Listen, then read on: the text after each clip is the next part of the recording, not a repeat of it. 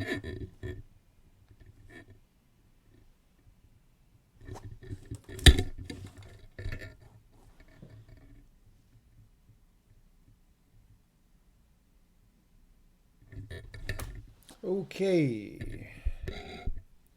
Testing audio, testing audio.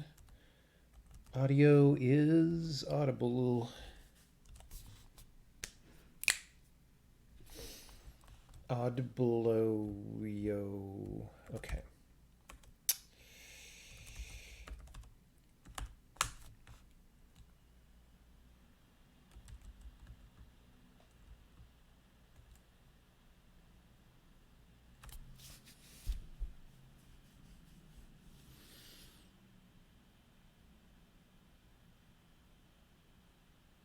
Hello, people. Wow, a lot of people are showing up already. Yeah. So the deal is, I got up a little later than I thought this morning. I had to stay up a little later than I thought to do laundry, and so I got up a little later than I thought. So didn't end up doing a morning stream, but we may at some point. I don't know. Any snacks today? I kind of ate all the snacks. I have nothing left. If I get really hungry, I'll go down and do a snack run to the hotel lobby. But oh wait, I still have the yogurt that there's no spoon for, so that could be enjoyable.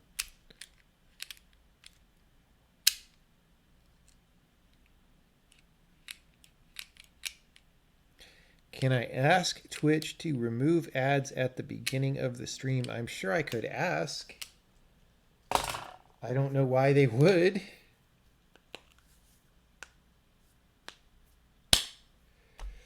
Okay. How's the camera angle? Let's do that. Why is it like, why am I way off to the side? I'm like sitting in front of the laptop. It's so weird, dude. Like this is me. I'm pretty much. Oh, it's got to be the cropping of the thing.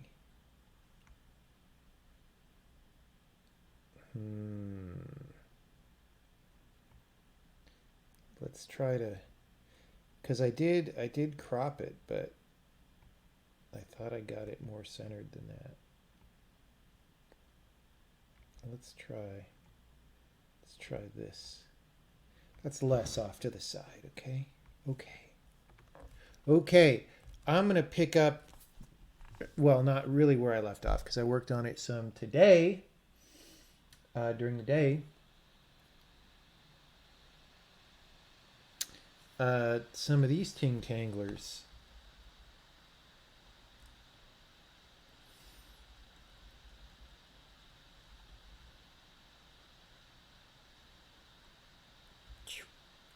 So there's several. See, so first of all, I have extra particle action now when you do the teleport. You'll notice that one of the beams always turns into blue streaks and fades, but not like both of them. Um,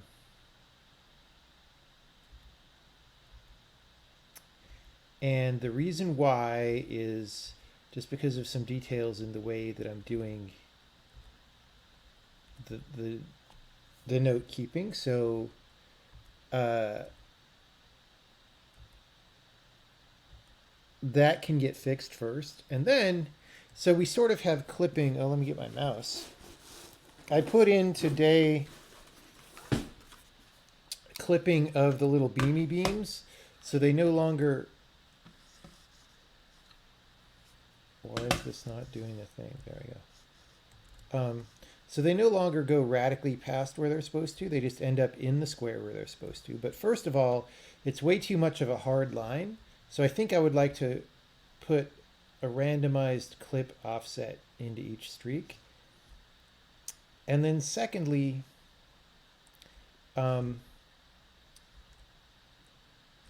sort of adjust, like if they're going to an object, maybe it stops a little sooner, I guess.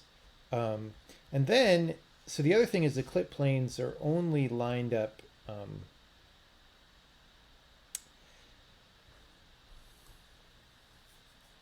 They're only lined up just with the direction of motion right now. So here, this guy, you'll see they're getting clipped, but but only at the end. So only the end one is getting clipped, right? And it's not getting clipped to the mirror surface. It's getting clipped orthogonally. So I could clip it to the mirror angle and not orthogonally, but then also I could have a option for a second clipping plane that's like the start. So like everything could sort of be clipped between a start and an end, right? If that all makes sense. And then once all that is done, maybe it's just like having fun making it look a little bit better, like the particle colors or something. I don't exactly know what would make this look better, right? I think having them just sort of fade in and out but not stay as solid for as long would be pretty good. I think maybe changing the shape of the streaks so that they're because I've got the little blobby in the middle, but maybe putting the blobby in the front or something. I don't know.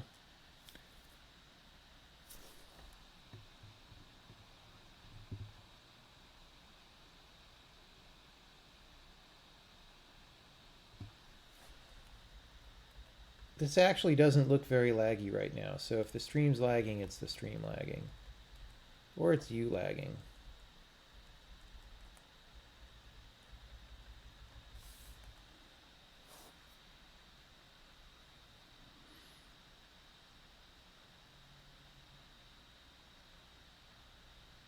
Does this mean the particles won't actually bounce off the mirror?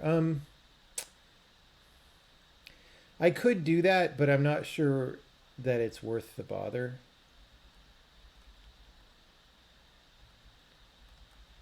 I'm not really sure why I would do that. Anyway, so right now, when these little liveness squares go into the grid, they're categorized by sort of the last emitter, which the last emitting object, which I think is often the mirror here or whatever, but, or no, okay. So I think the reason why we only get the blue streaks on some of them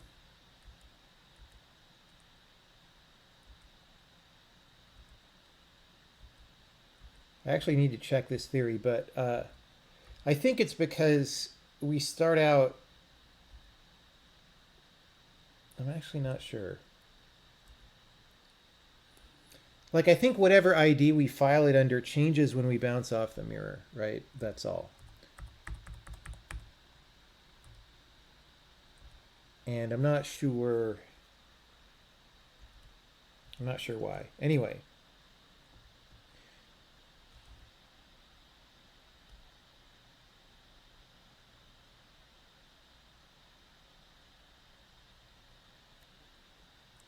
So I have this, I made this thing called burn streaks, right? Or burn mirror particles, which does that. So I just go through and I make them a specific color.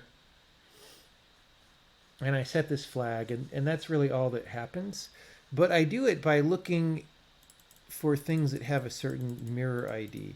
And I think what I really want to do is say, like, what's the actual entity? Because I want to do this for everything in the whole sequence, no matter how many mirrors and stuff, right? So maybe we'll keep the mirror ID, but I don't think we're really using it for anything. So maybe we'll replace it or maybe we'll leave it. But instead of mirror ID, let's call it, let's say mirage entity, which I kind of know what that means, right? So let's see if we're using mirror ID. I'm going to close this so I can type smoothly on this frickin' laptop. So yeah, we don't really use that for anything else.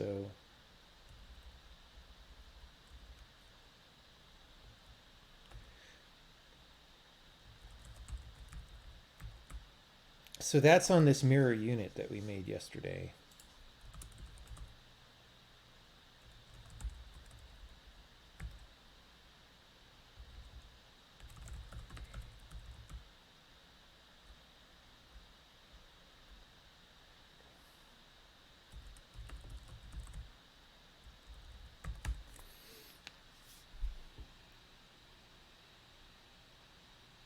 Yeah, it's a weird situation where the Mirage is owned by the Mirror, so we're sort of getting the information off the Mirror anyway, but yeah. Okay, so the unit thing. Oh, wait, that's not where it came from. What? Oh no, so it was just local to this. Uh, that might be everything that we needed to do.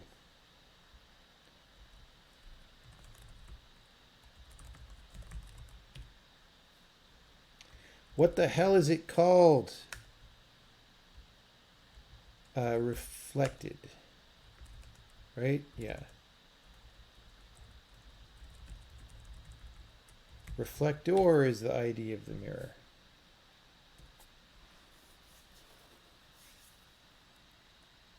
Pretty good laptop if it can stream and debug a 3D game at the same time. No, this laptop is awful. It is completely awful. Dang it!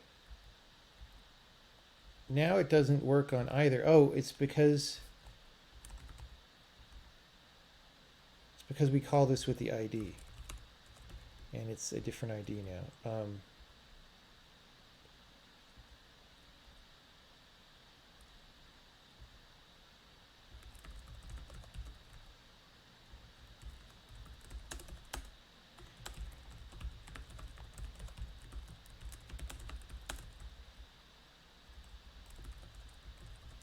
There we go. That'll be the right thing.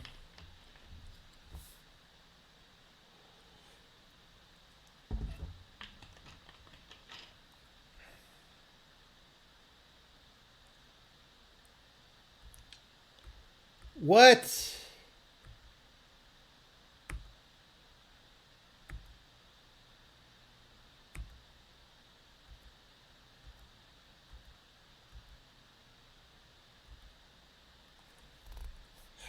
What? I'm obviously not thinking of something here.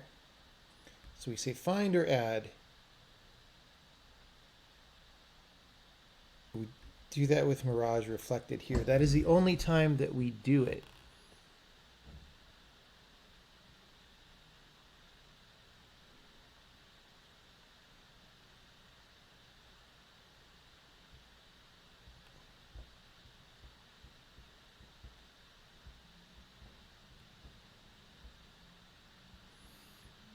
What?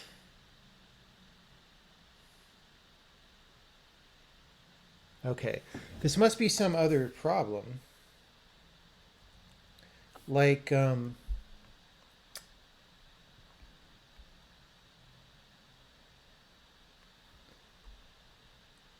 possibly. Okay. So the other ones are just.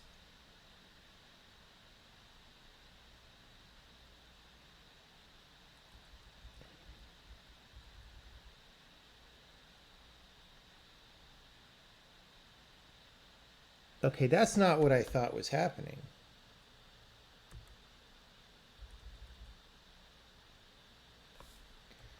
Interesting.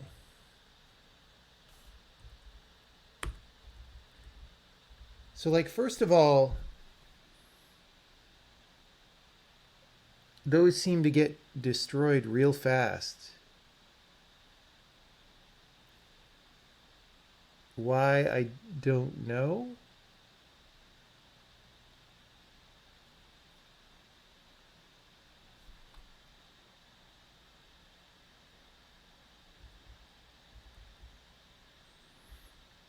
So they're just getting destroyed before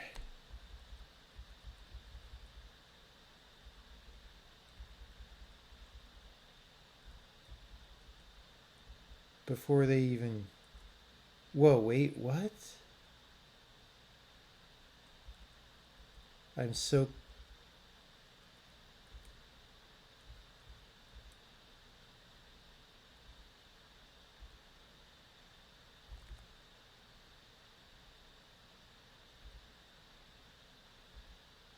Okay. So the times when I saw them on both sides, it's just because I was hammering the thing pretty hard, right? Um, so what is different?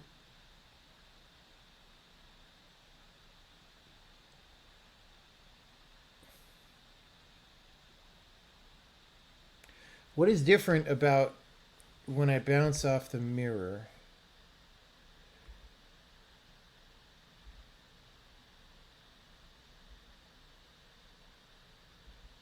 That's making it different. That's what I don't get.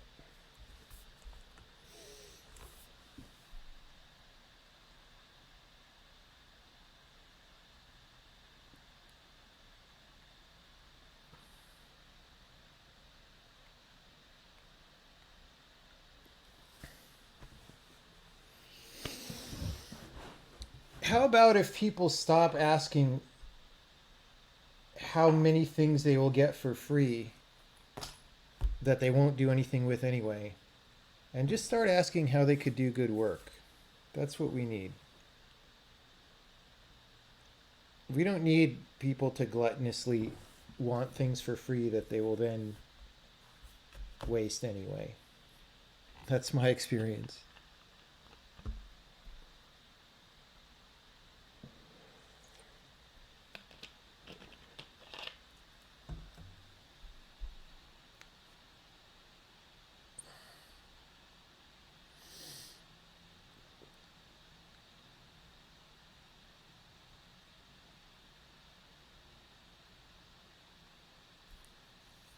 It's just literally, again, this is one it like it happens every night in the chat, and it's just like, oh my god.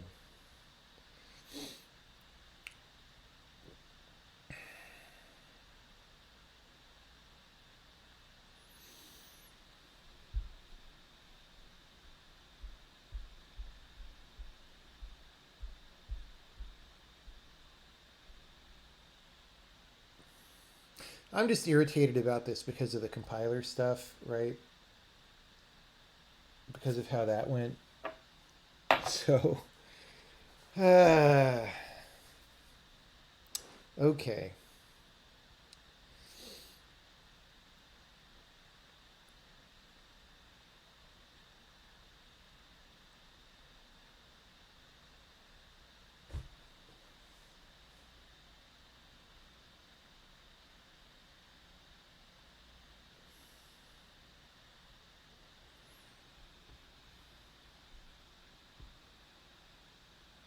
Need more tips on how to succeed in the compiler industry. Well,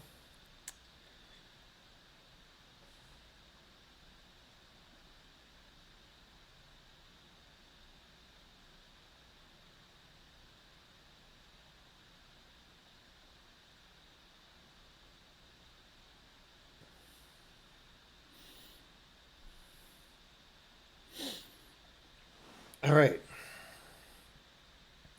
So,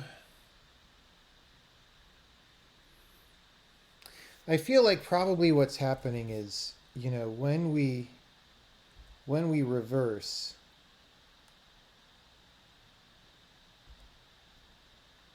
we're like matching those livenesses for some reason, and they're getting taken over by the new ones.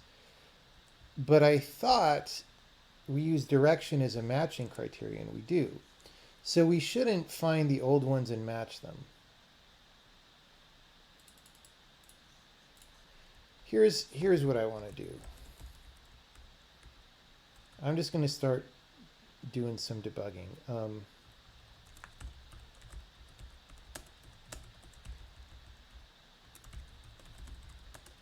I want to know that we burn the right number of these, first of all. Because if they're marked burned, also then they should never get matched. It looks to me like they should all get marked burned, but maybe that's not what's happening. So, oh, it could be the clipping, guys. That's actually my... No, because the clipping doesn't change. I don't know. Okay, let's just see this. Game report tprint burned however many. All right. So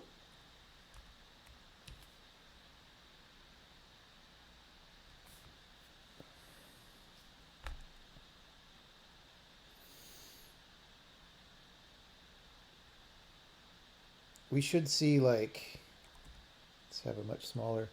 We should see like 7, I guess. 16.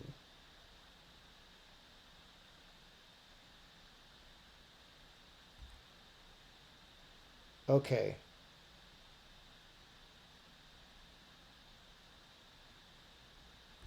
That's bad news bears, guys. You know what? Maybe there's been something going on the whole time that's still been bad. Why the hell are there 16?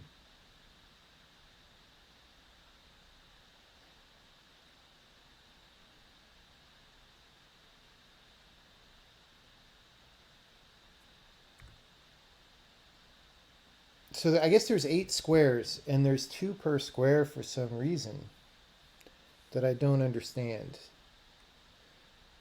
Maybe, remember that first time when I was debugging this and I was like, are we getting rid of some of these every frame?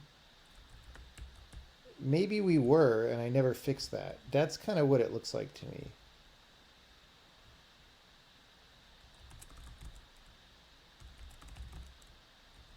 Okay.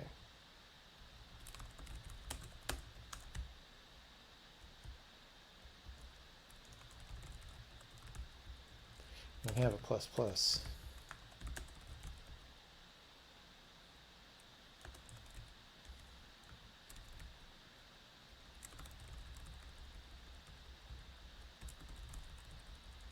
I want to see if this like goes off every freaking frame. It shouldn't go off, except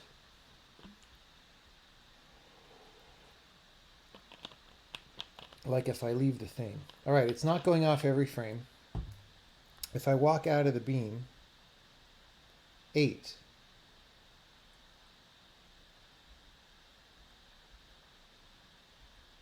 Eight, eight, eight. Wait, now we burned 8. Burned 16. Wait, what?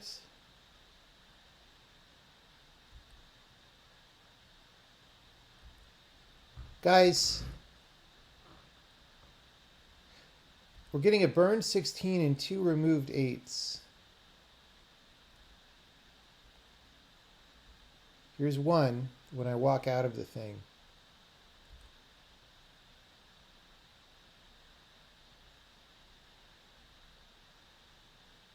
Okay. Here's why I think it's burned 16, guys.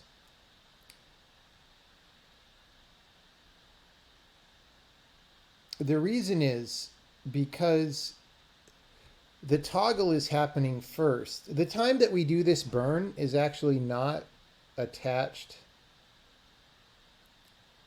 to other visuals. It actually should be, but it's not. So maybe we should rewrite that because that's sort of the root cause. Okay, so what's happening is we actually perform the teleport first and generate the reversed squares. And then we do the burn. So we have them on top of each other for both directions. And then we do the burn, and we're hitting both of them, including the ones that we just made that probably don't have many or any particles yet. And then they get refreshed in the next frame. That is what's happening. I'm going to write that down to solve it, but it's actually, it doesn't seem that important to me. Once I understand that, I'm like, okay, but that's not probably the cause of this problem. So I'm not going to worry about it yet.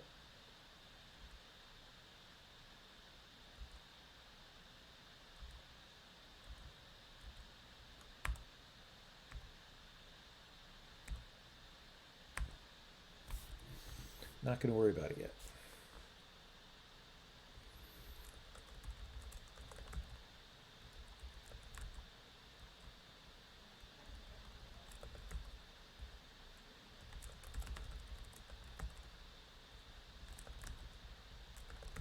Okay.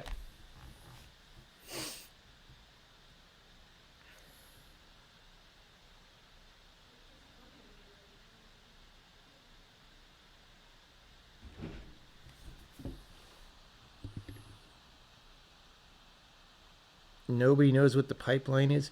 We don't have a real pipeline right now. Like, chill. We're making a game. We're not making an asset pipeline. Like, everybody wants to overcomplicate everything. We just load some files right now. We'll package them when we're ready to ship the game.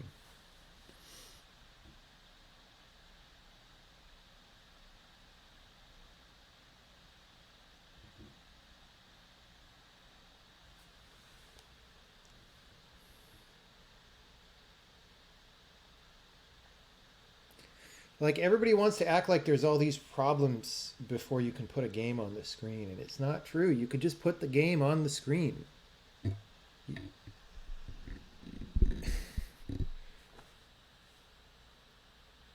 What's the right asset pipeline to put a game on the screen? There's no correct answer for that. It depends on what the game is, right?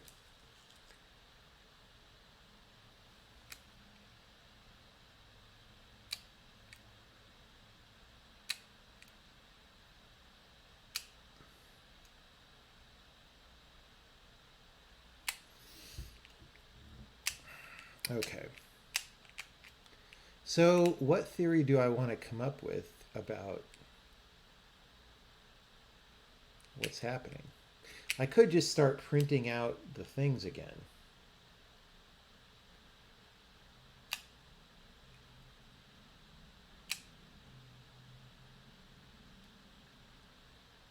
After we do the burn.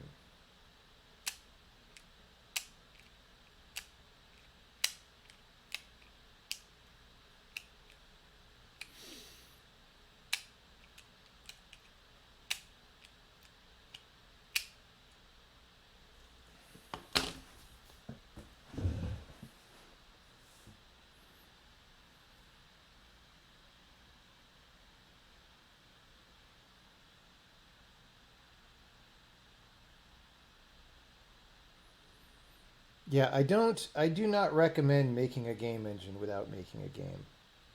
That's the mistake that people used to make back in the day, and it's still a mistake. You shouldn't do that. You should make a game and then generalize outward from that game to the engine. But making a game engine without making a game is, you won't make anything useful. That's just how it is.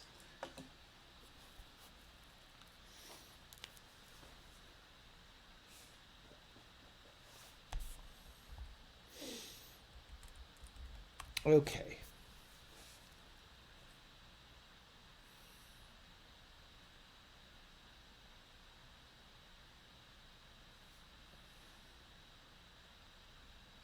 Here's what I'm going to do is I'm going to make a special hack because I could step through and look at data structures and stuff, but it's going to be confusing because after we do the teleport, we make new guys in the other direction, right? And then this extra burn makes it all very confusing. So what I'm going to do is make a thing called no check-in stop hammer time, right? And if that is set,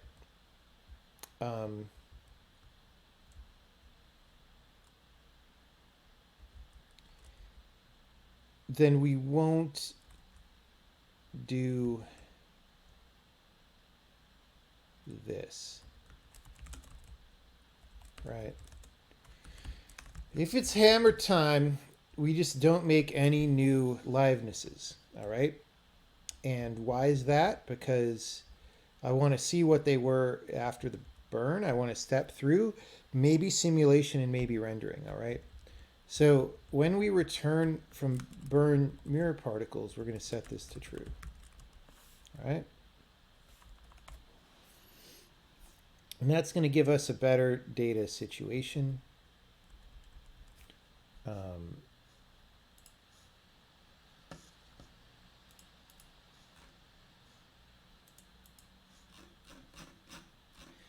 actually, we can first take a look here and just see what things look like.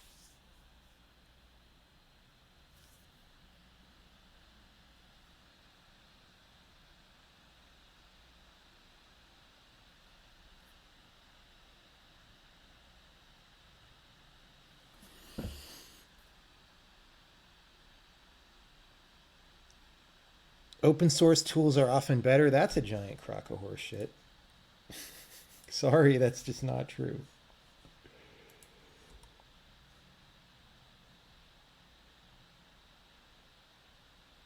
There's one case in which that was true, and that is running an operating system that serves web pages. That's like literally the only thing. Sorry, like arguing about open source on the stream is going to annoy me. This is why I don't like to stream that much, because people keep talking about the same things. And it just gets very tedious. Like, you guys need to get truth pilled about open source, all right? That's all I can say. I don't want to assign a color to that pill because all the colors are taken.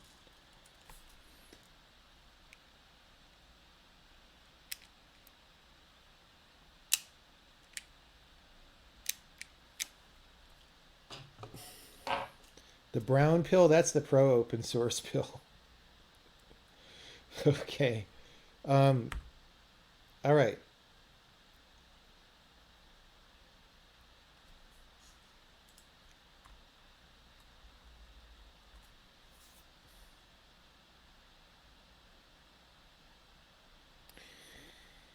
Why do I read chat, man? I regret it very often. Okay.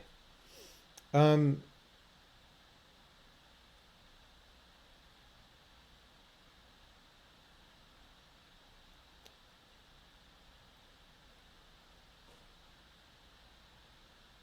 so, well, we can look here at these guys. Why do I have so many? Hold on. Let's not do this. Start over. We'll have just a cut. We only need a couple. And we just need to look at the first one and the last one to see if they're different in any noticeable way. And if they're not, I actually should slow down time before I do that too. And if they're not different in any noticeable way,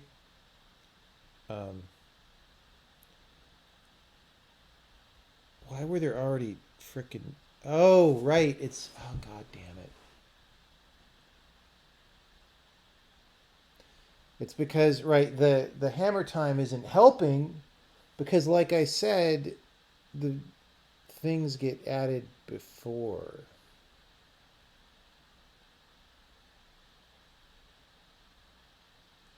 All right, hold on.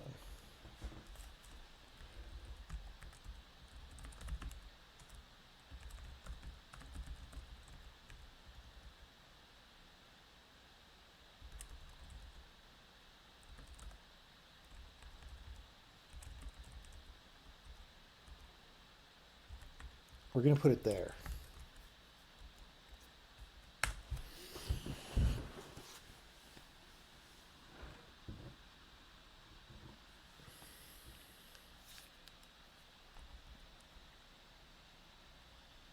Guys, because I'm tired of all this, I'm just going to start timing out anyone who argues about open source now, okay? And it's not because I don't think that there are discussions that need to happen there and that there aren't people who need convincing of certain things. It's because I'm really tired of it, not just of that discussion, but of people like bike shedding in here. Like, look, if you want to show up in my channel, that's great. You're welcome to be here. You could just sit and lurk. That's great. You could talk about stuff. If you want to talk about things that are creative, like how do you solve certain types of problems, you know, um, like engineering kind of problems. That's great. If you want to argue about spaces versus tabs or whatever, I'm tired of it. I don't want that here. And that's not the community that I want, right? And so arguing about open source, again, like these arguments where you have no skin in the game, where you're just going to take some opinion and it doesn't matter if you're wrong because you don't suffer from your opinion being wrong. You're probably wrong in those cases, even if you happen to pick the 50-50 that's the right answer.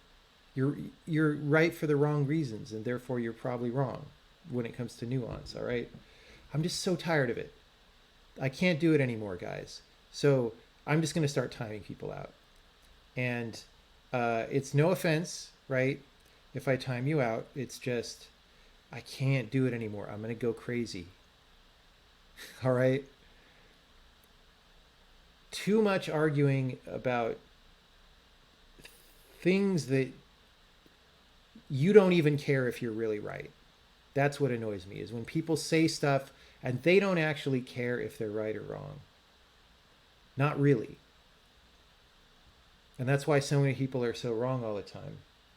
And maybe it's just that we're so close to election season, or that we're in election season and so close to the election. But this is bothering me because that's just another flavor of all the rhetoric that's going on right now, is all these people saying a bunch of crap, absolutely none of which has any bearing to reality, right? And I'm just tired of it. So sorry, but yeah, I invite people to have interesting discussions here. All right.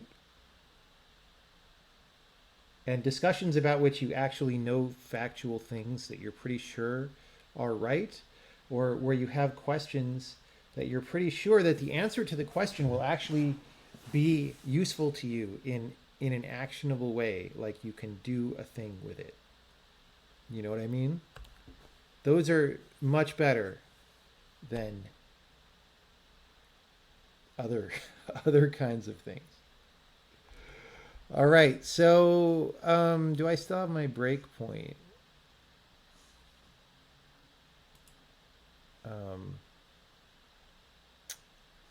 Yeah, so, oh man.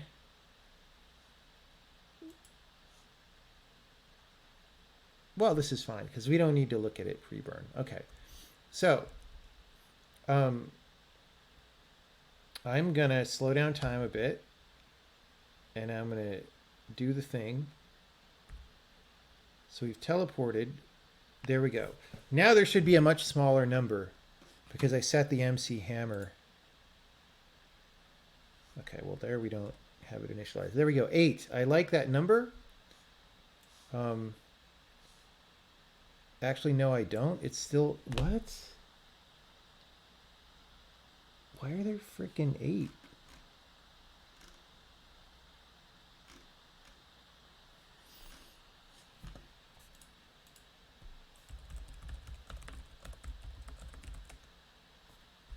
I need to fix that.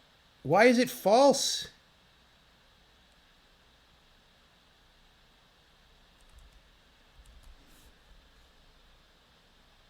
Oh, because... All right. Guys, some days...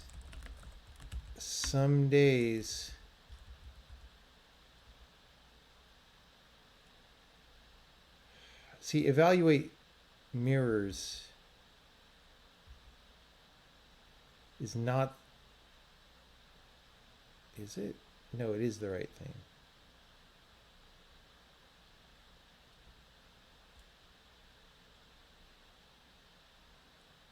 I guess.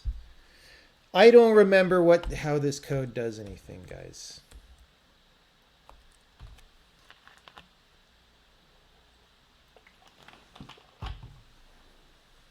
So evaluate mirrors, I think, does both.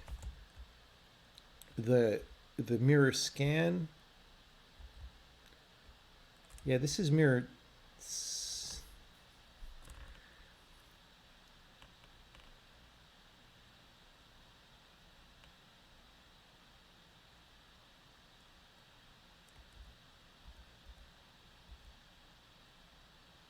No, use mirrors. Okay.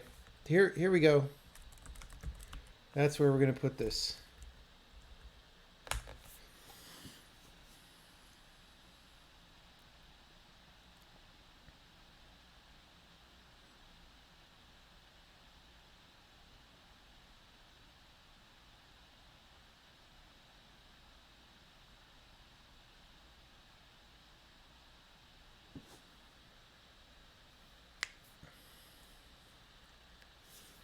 You think a window should not be larger than the screen? Why not?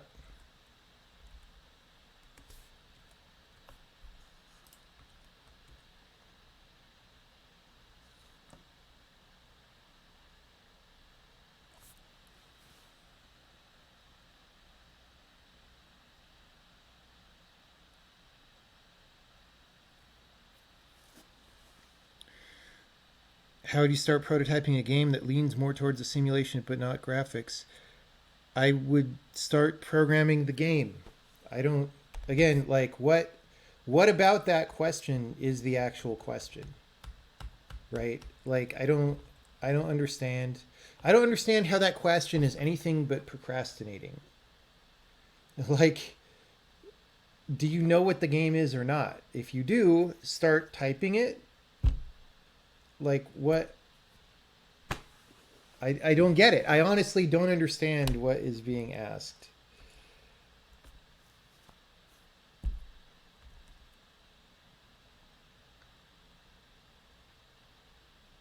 Like, how would I start making a game that's simulation-y? I wouldn't start it by reading Twitter, right? I wouldn't start it by uh, watching people play Among Us for 6 hours on Twitch. I would start it by sitting in front of the computer and typing the code for the game.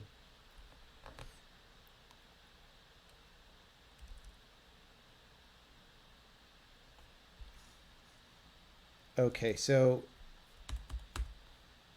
we're going to just try and do the same thing. Bam.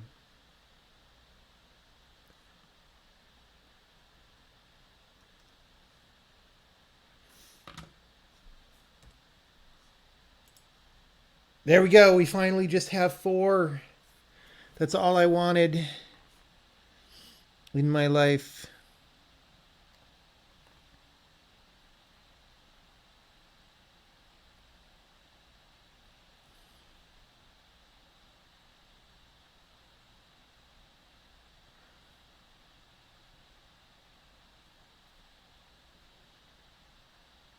What key aspects of compiler technology make it interesting to me? None. I don't. There's very little of compiler work that qualifies as technology, really. So, like, I mean, I guess a little bit of what I do on the compiler qualifies as technology, but most of it is just not being bad at programming, honestly.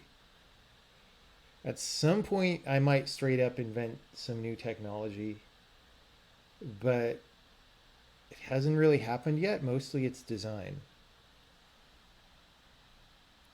Again, people overuse the word technology. People think like there are these things called web technologies that should be called like web pieces of garbage, right? Like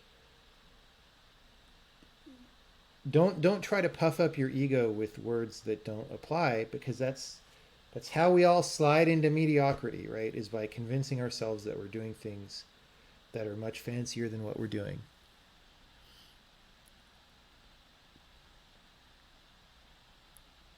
And most of the things that you'll read in the computer science book about compilers that they claim are technology are actually not even relevant or useful. All right. There's a little bit that's technology. Mostly it's not.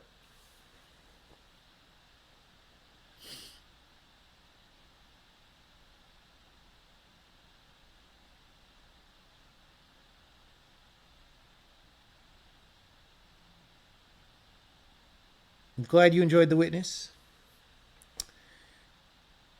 We worked hard on it. All right.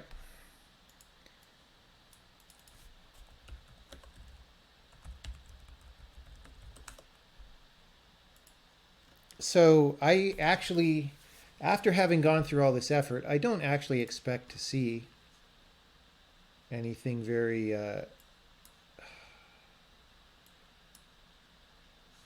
How do I adjust this? There we go. Anything very informative, honestly. I expect to not see a difference between these, but maybe I will. So I'm looking at the beginning and the end of it. Same entity ID. Different XY indexes, same Z index. That's all fine. West and then south. Great. Alive, false, burned, false, because we haven't gone through the loop. Um,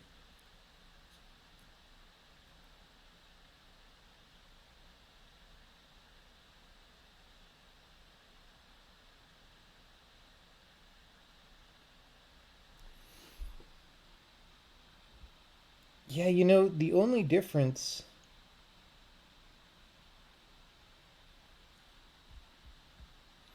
is the clip type, which is not that great.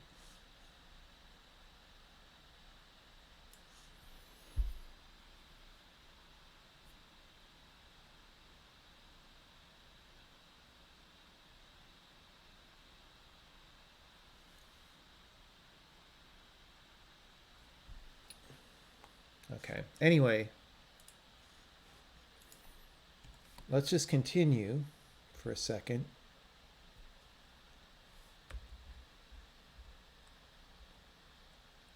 And I'm actually going to break and reset hammer time.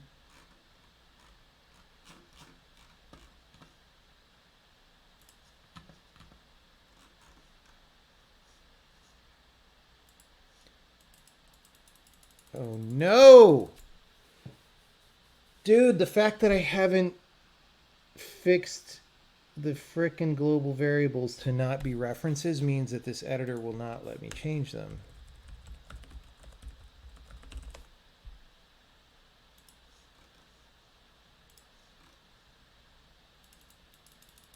Fuck.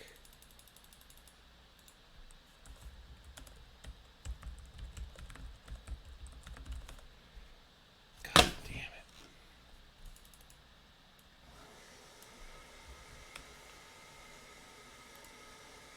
Oh, I can't edit this.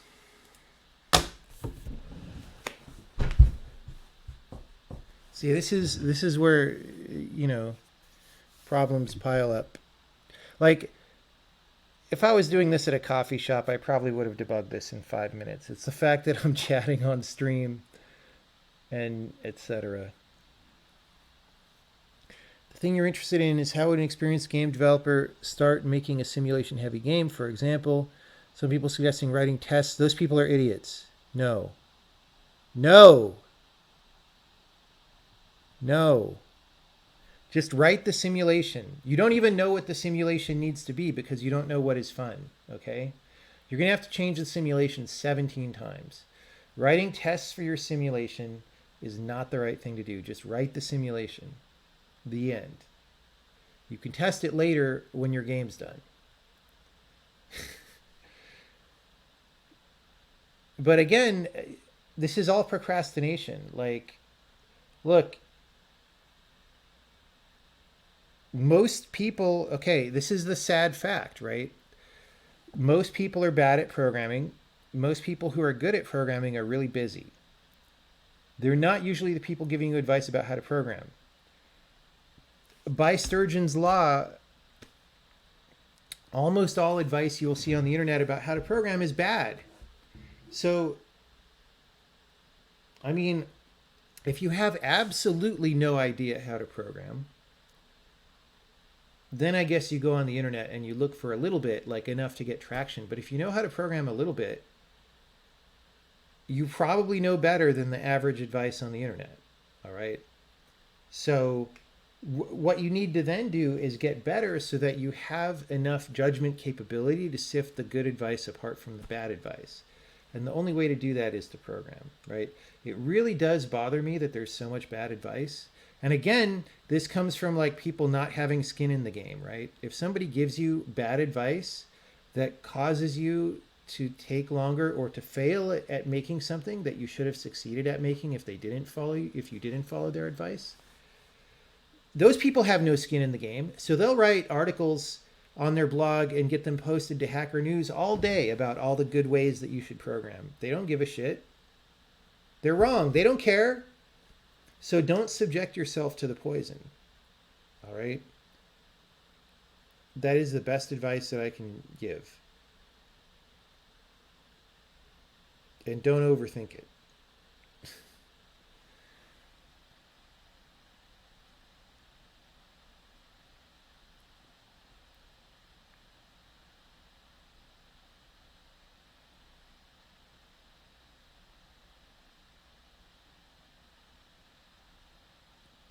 If you want me to try a game, like whisper me the link and I'll take a look at it at some point when I want to play games, and we'll consider playing it.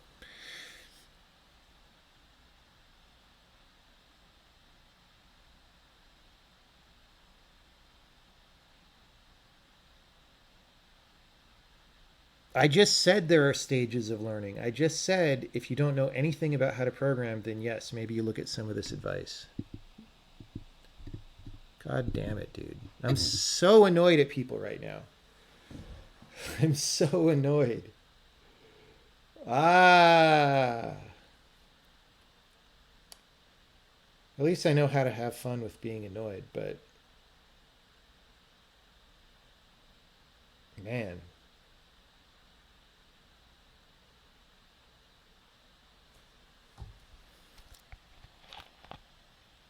Have I ever thought about giving a talk about my experience funding games? I don't know if I have that much to say about that.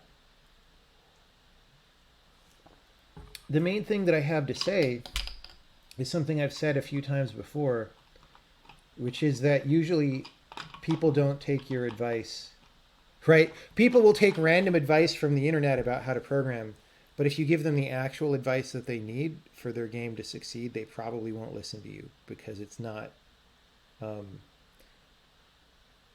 it's not trivial advice to follow, and they say, well, I can't do that, and then they fail. That's the number one experience that I've had. Not always, but quite often. Is there any language I would recommend to a total beginner? No, I don't think it matters that much. You just start programming somehow.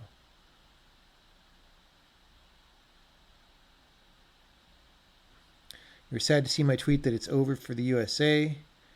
Curious how I cope with this. I don't know how I cope with it because I only came to this conclusion today. Um, I don't. I don't know. I don't know what to think about this now.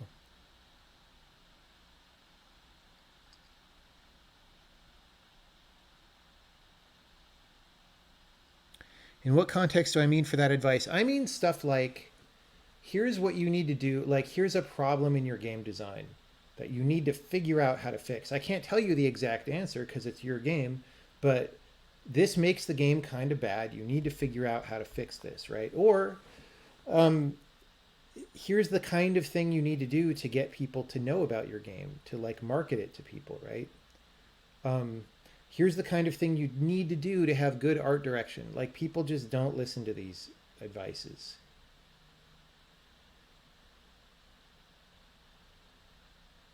And then their game ends up not being that good, and it's like, well, I told you.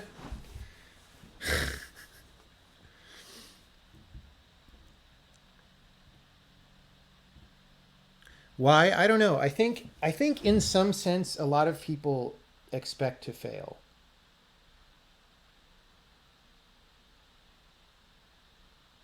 I think a lot of people expect to fail.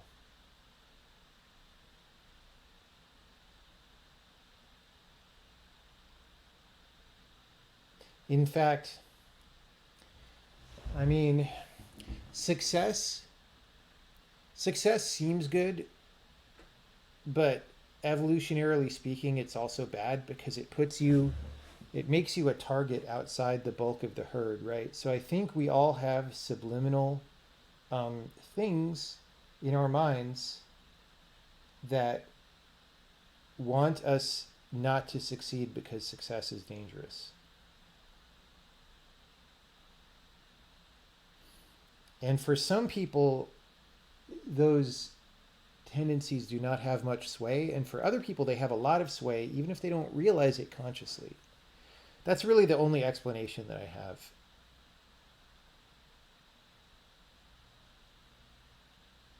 I don't think that's the whole explanation, but I do think that that is an ingredient of it. There is something like that going on.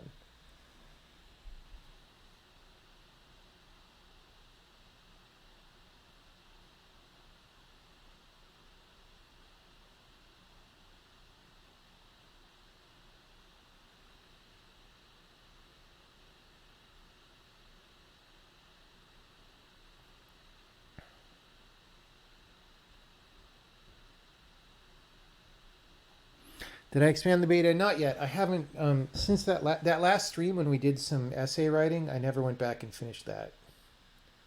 So maybe we'll do that tomorrow or something. I just have a lot to do, you know, and I'm a little tired, and it's my birthday coming up, so I want to take some days off, and I don't know if I can do that right now. We'll see. Is it that the newer generations don't think they have a future? They need to nut up and get serious, all right? I tell this to people every time people tell me they feel like they don't have a future because it might get a couple degrees warmer. I'm like, dude, when I was in grade school, we used to practice hiding under our desks from nuclear bombs every week. Okay? We used to get trained in what to do when the city gets exploded by a nuclear bomb and you need to go somewhere to survive, all right? I was doing that in fourth grade. So don't tell me that you have no future because it might get 2 degrees warmer. Like, oh my God. That was part of brainwashing? Sure. Yeah, it totally was. But it's also a lot more hardcore than what people think is depressing today. Like, get hardcore, all right? Get serious. If you want to solve problems, get serious. A couple of degrees more is game over for civilization. A, that's not true. B, we actually have a lot of solutions to global warming that nobody seems to care about because it doesn't generate clicks on Twitter.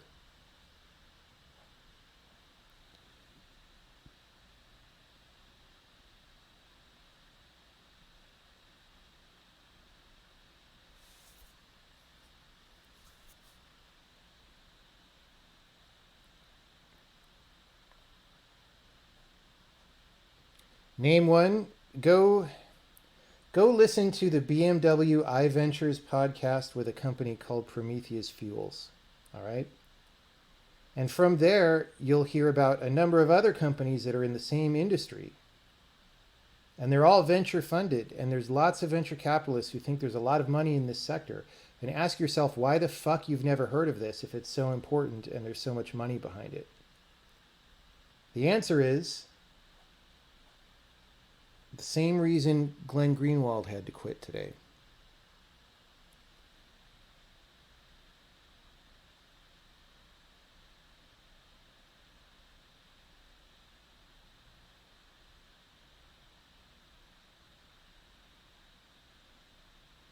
Yeah, I don't even think it's that long of a, it's not like Joe Rogan length, right? I think it's just 20 or 30 minutes.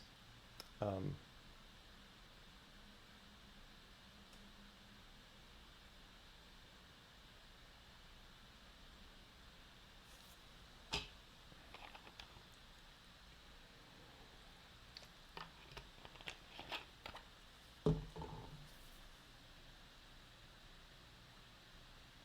you just looked up the Prometheus Fuels website and it's awful.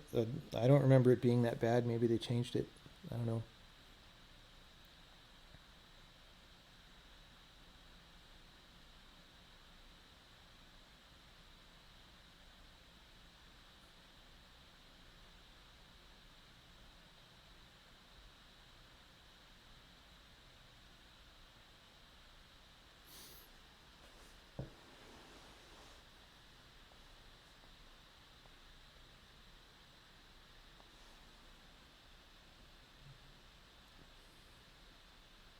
You just don't think most people are bullish on anything because it's way easier to be negative than positive? That is true.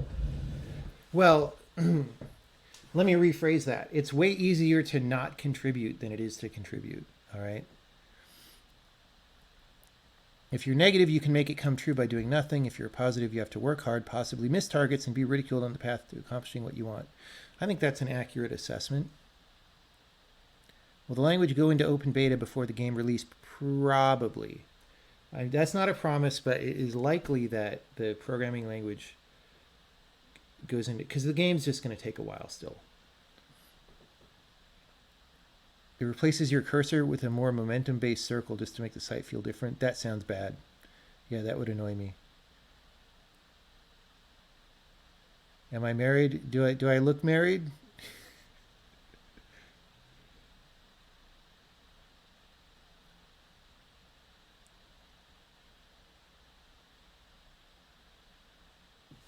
All right. Next. So nothing here is surprising. This is, the things that I expected to see. Oh wait, we've already. I think these are already dead anyway. We're sort of looking at what the last state was of these. I guess that's useful. Right, I can't reset hammer time. So that's annoying. What I want to do is restart the program, and we're going to basically do the same thing.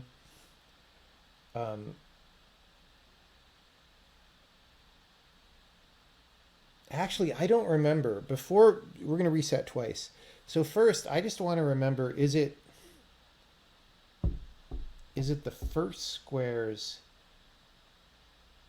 or the later squares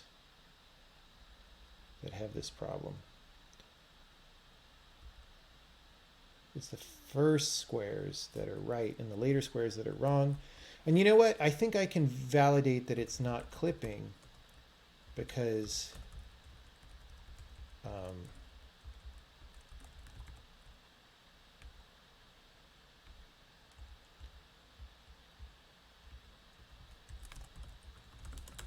I'm just going to say clipping is false right there. And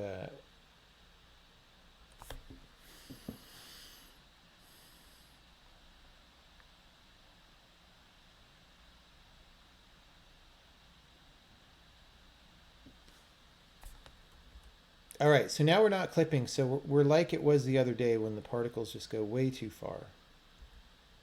And look, they're all there. Why didn't I? Okay, now hammer time is messing with me. Okay, why didn't I do this before? Because that was magical. I could have saved an hour of talking to chat if I had just done that.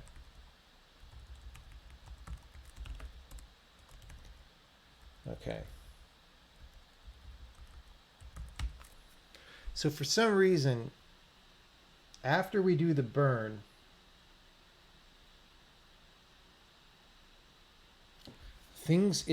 okay. We can do a little more query here.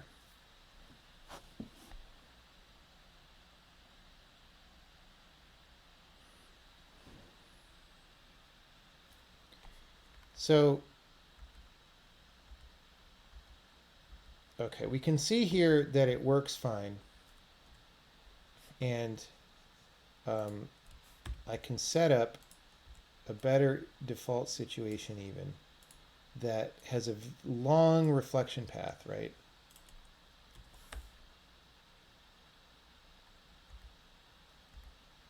Whoops. Okay, now that's weird.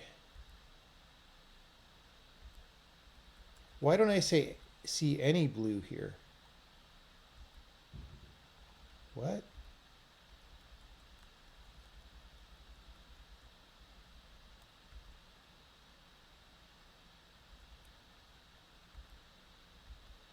This is weird, guys. We have multiple problemos, like...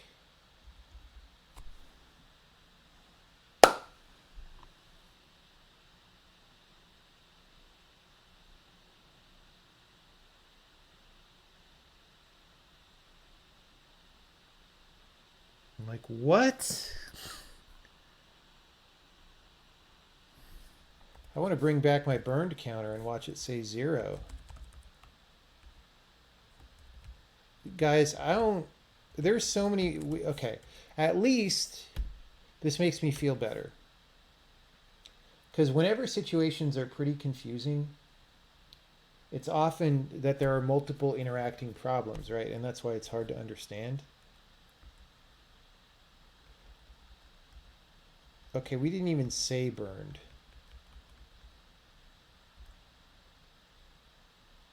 There we did. But in this case, what? How did we not ever even call burn mirror particles? Because we're not even checking if this is 0. We would say 0.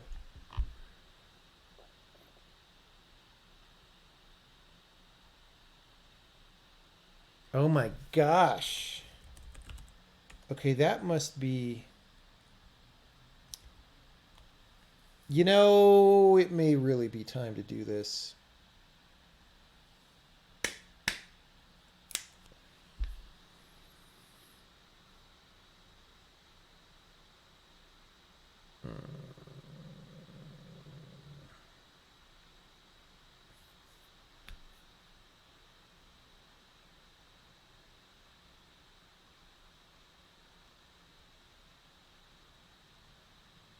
Okay, so this mirror flash thing probably...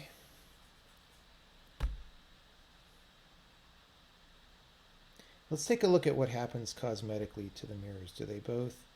Okay, so this is a little weird. It's like, okay, so the mirror that's in front of us is lit up and the one to the right is not.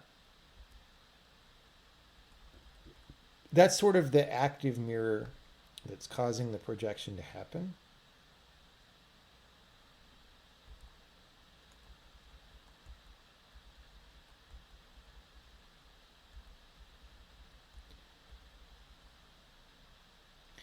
Maybe we're attaching the mirage to the other mirror.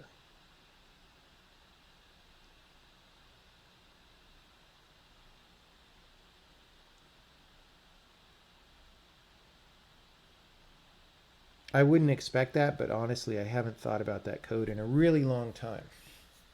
If that happened, then the mirror doing the flash would not be the one with the mirage attached. You know, we could test that theory.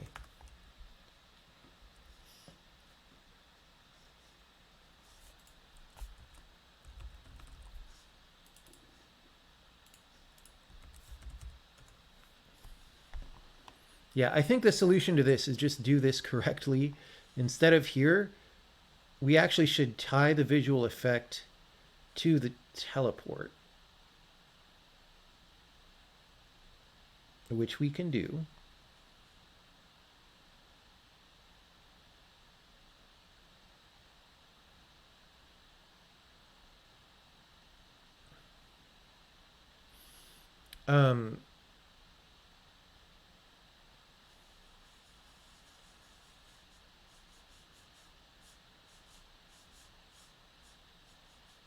I'm not sure what's the best way to do that, but anyway. So I just want to put a breakpoint there, and I want to verify that it doesn't have a mirage. That's my theory.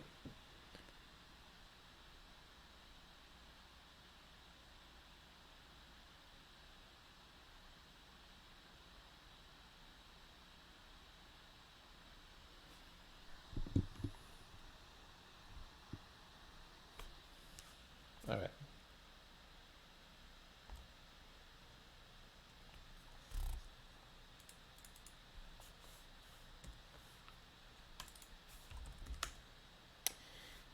Yep. Okay. So we're attaching the mirage to the other mirror.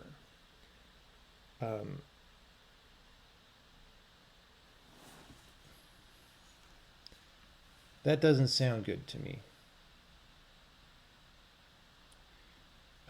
Let's just see. So this is the first mirror in the list. That's fine. We go to the second mirror. This one does have a mirage now. Oh, guys.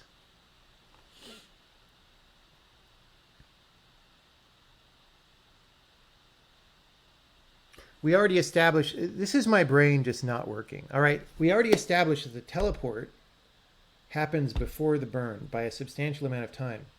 The mirage is going to flip as soon as that teleport happens to another mirror, to the other mirror. So it's, yeah, it's detached. This is all, okay. Yeah. This all just means that it's time to fix the way this visual effect is being driven. So that we're just doing it in a way that is more solid, right? So when we create the teleport effect, we could put information on it that says,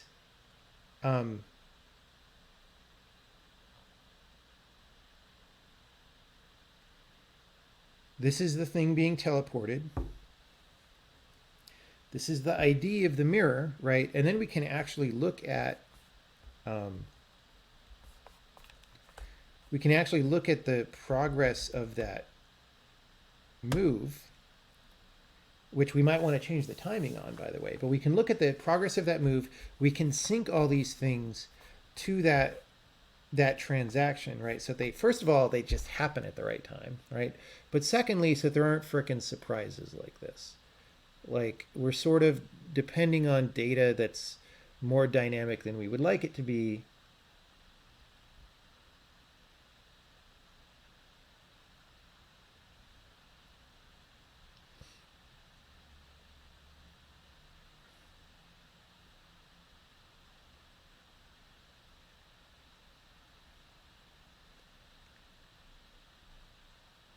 So like right now, what happens is when you hit teleport, we set this flash elapse to 0, and that means it starts counting up, right?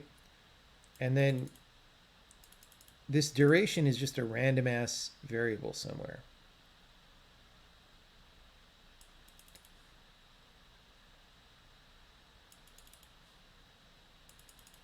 And that's not that good.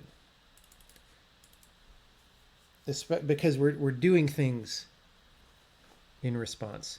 Now, the first thing we could do is just have the particle burn happen. We can just move this piece by piece. So first, just the particle burn. Instead of reading the most recent mirage, we'll just, actually, we just need this ID.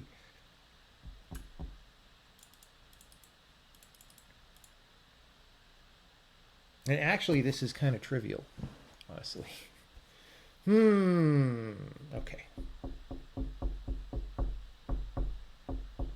So let's go to the move transaction. And we're going to mark when things are a mirror teleport on the move info. Oh, moved by mirror. We already have that. Bro, we already have it. Let's make sure we use it. It looks like it. Okay, so when we teleport something, if it's moved by mirror,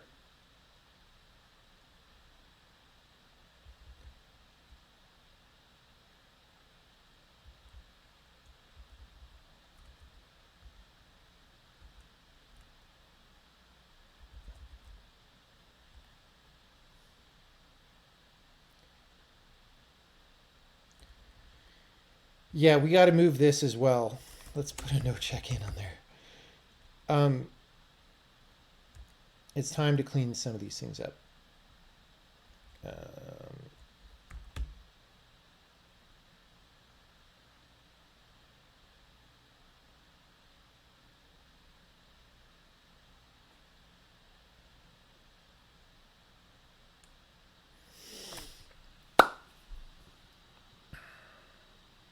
So what we want is the thing that goes physically move.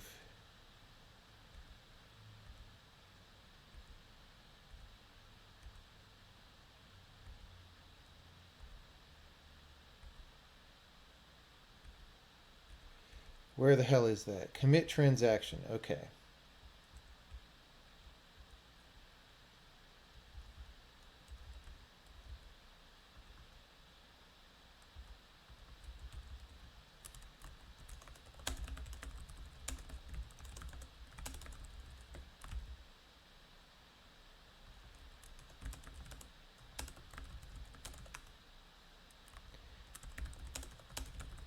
Let's make a short name for this.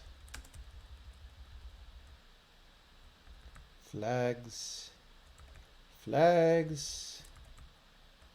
All right. If type is teleport, whoops, not type N. If type is teleport and flags moved by mirror, then we do some stuff, right? Then we're going to say that's when we do this.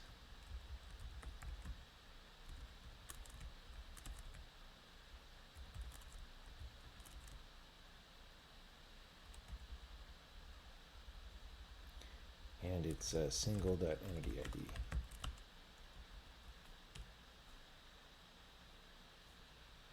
All right. Oh my God, that's not even correct. Oh, yes, it is. I think. Hard to say. Okay.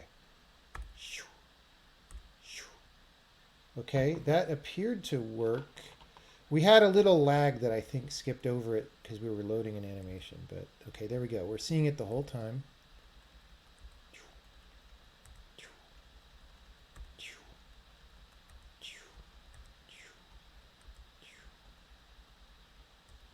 So that's great. That works.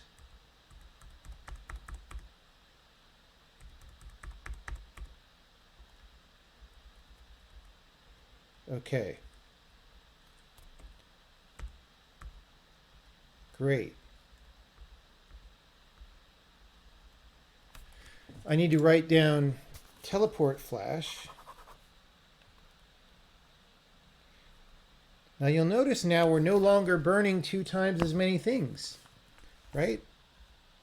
So here we should have like 4. Problem solved. So now the flash is not yet synced, the brightness of the streaks, but we'll get that one in a bit.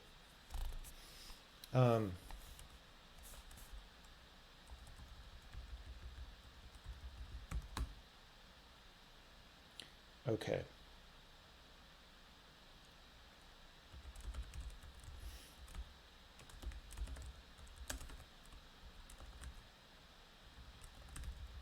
Great.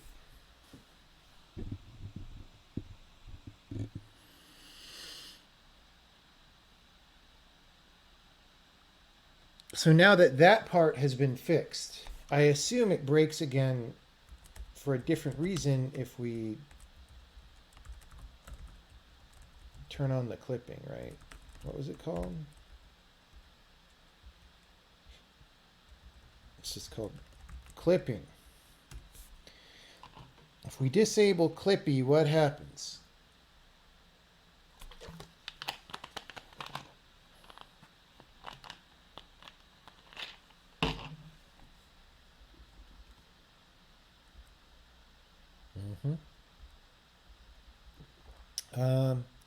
We're fine, actually.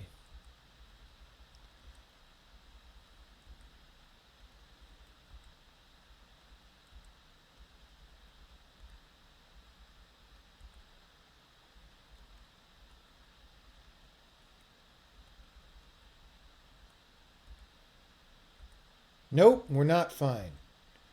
Bro. So it's only in this.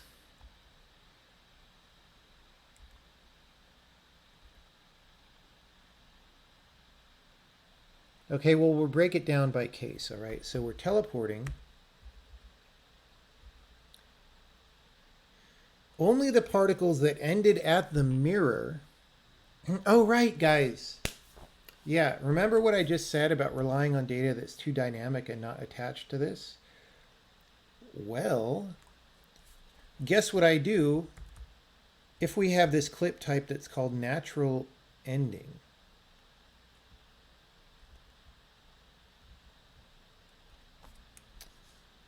We get the mirage and etc. But the mirage, like we just said, switches sides.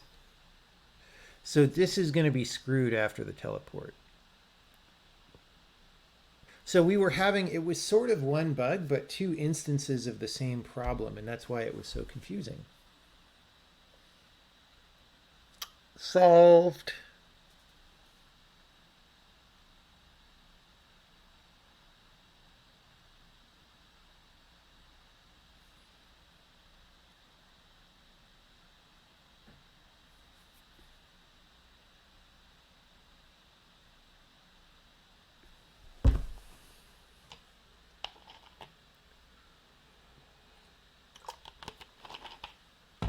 Solved. Okay.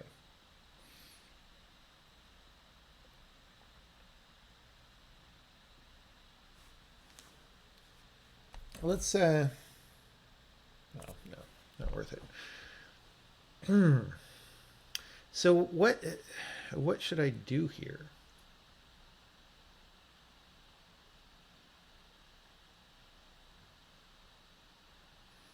I kind of want to have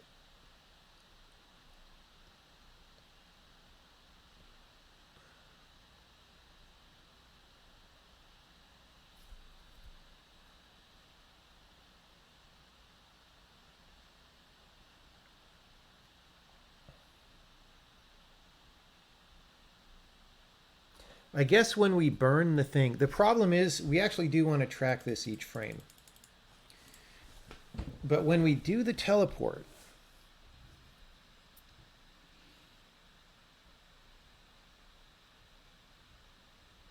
that's obviously going to move, but we could save the position on the thing.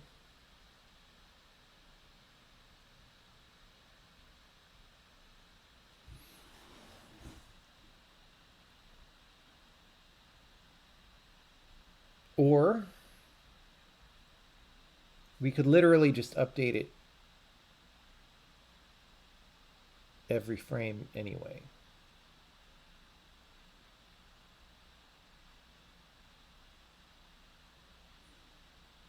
Problem is,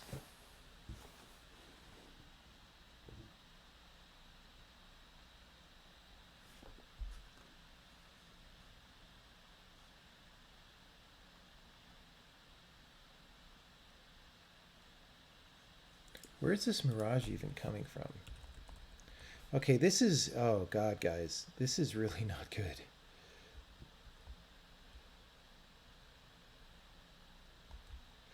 We're drawing the particles too many times.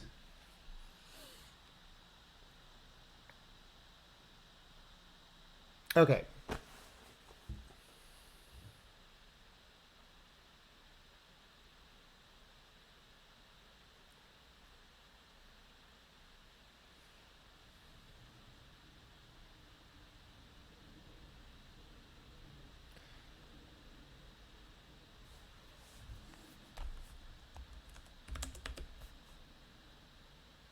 If liveness dot, so the problem is we're looping by mirage outside this.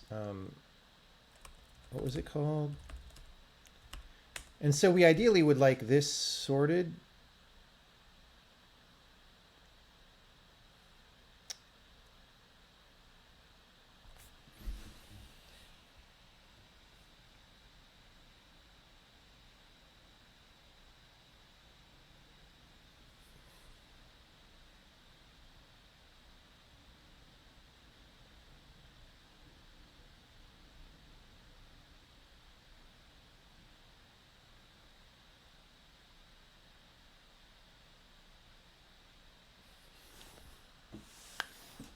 All right, I'm not going to worry.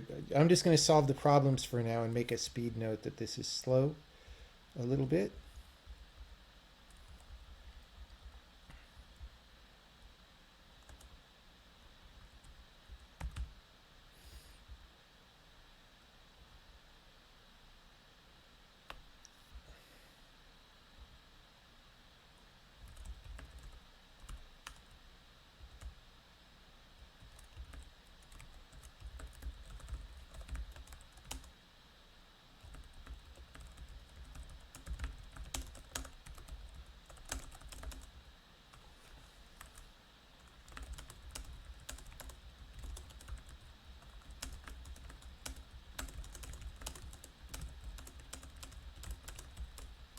maybe the faster version of this loops by grid square independently of Mirage question mark. Okay, so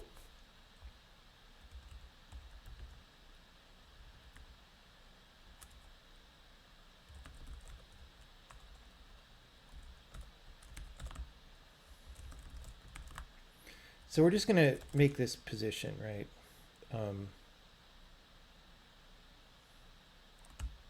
It's fine.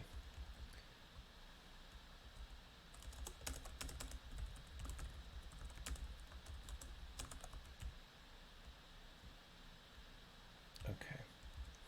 So this is constant for this loop, so we're just factoring it out. And eventually later we might poke it per frame.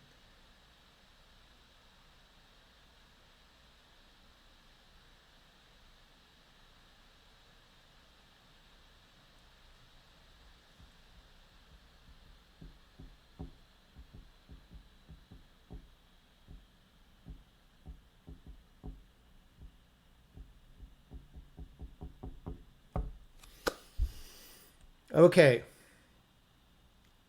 So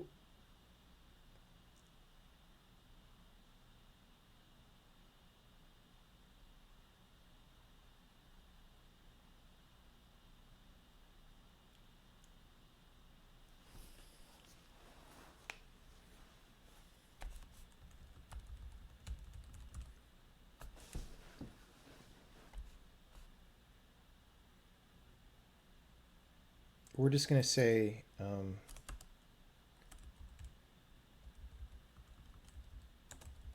here the point is going to be if it's burned, it's going to be one thing, otherwise it's the other thing, right? So if it's burned, which means we teleported,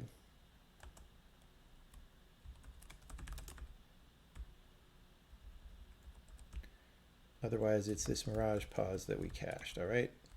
And if it's burned, it's going to be liveness.burned natural end position. Well, what the hell is that? Well,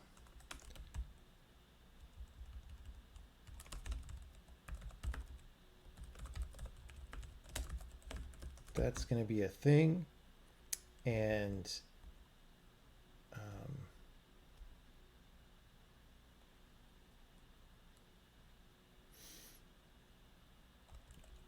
when we do the burn mirror particles,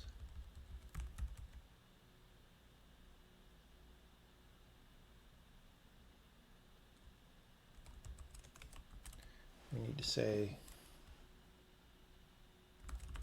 we need to get the Mirage here.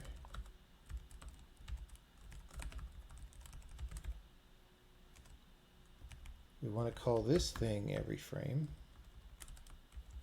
but we need the parameters, right? So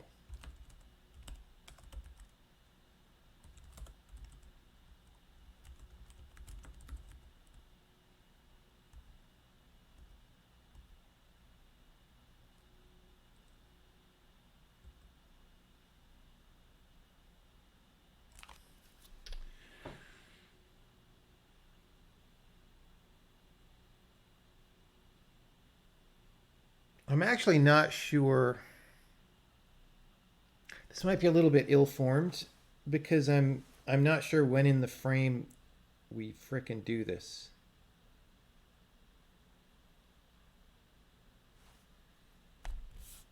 Let's see what we actually need. Get reflected visual position.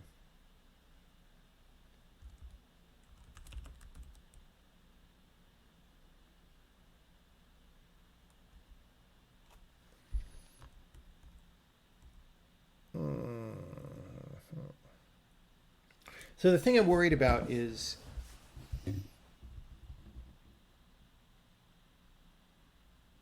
does the transaction update happen before or after this?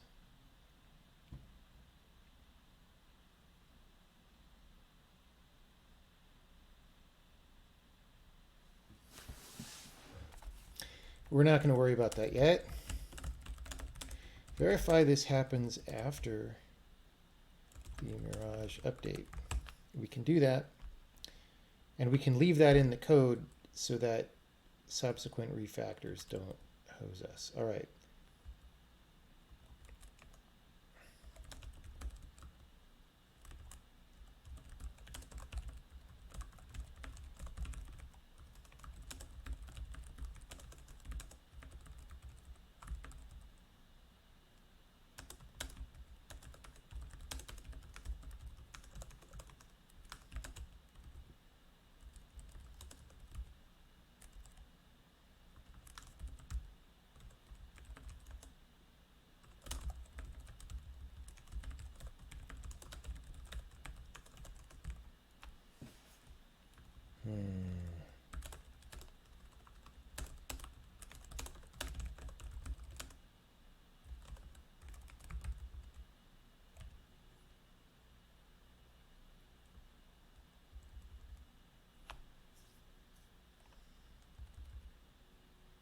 Okay, so we get this position.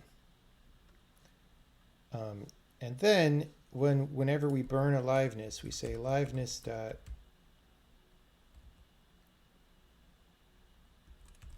is it called natural end position?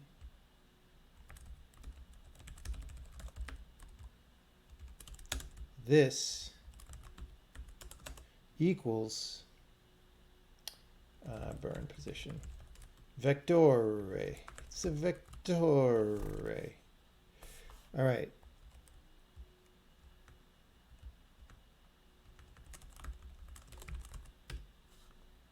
Is a vector array. I drank like a whole thing of water.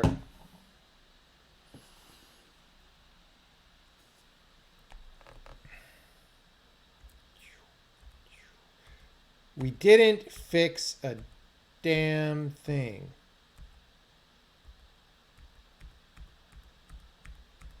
Now I'm getting angry.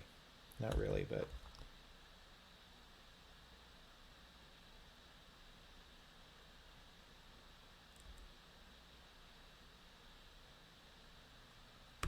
Okay, now my best guess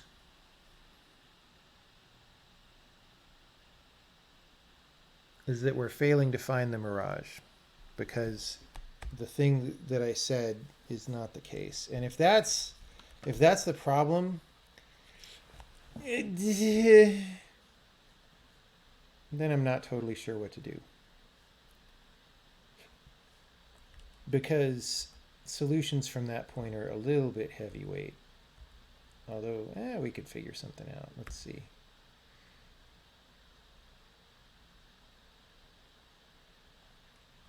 So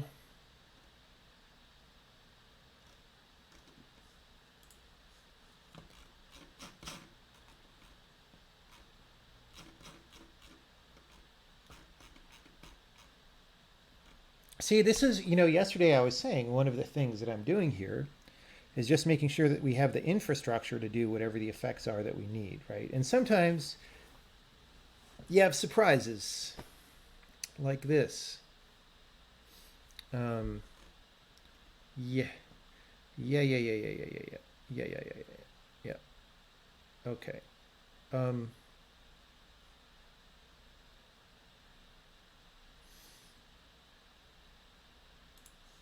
So we're just going to do this and we're going to X.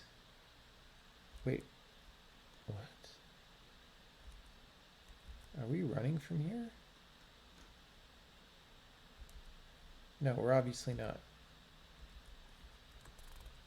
Guys, if you want to debug the program,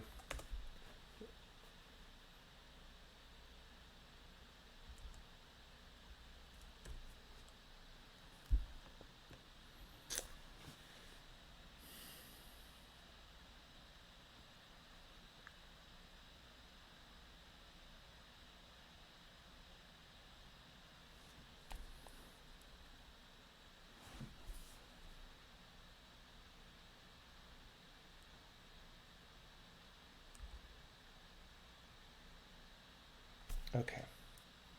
So We actually do have mirages. Great.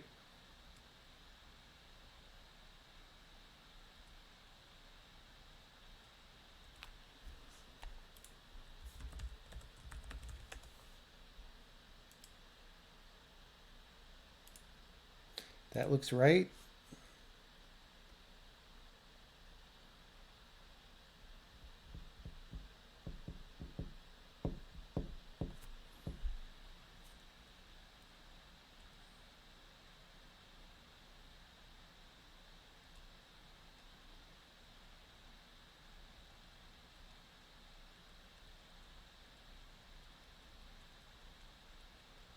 That looks right. So maybe it's the draw part that's screwed up.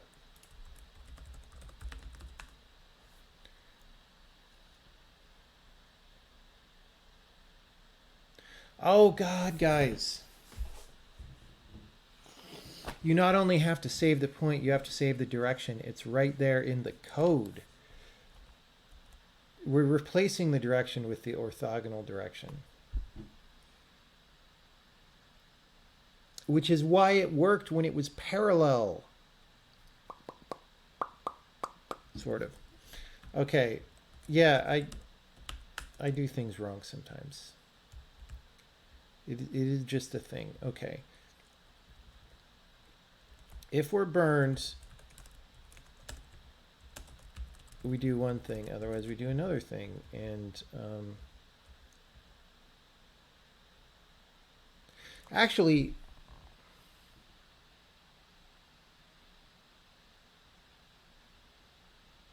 hold on. No. No.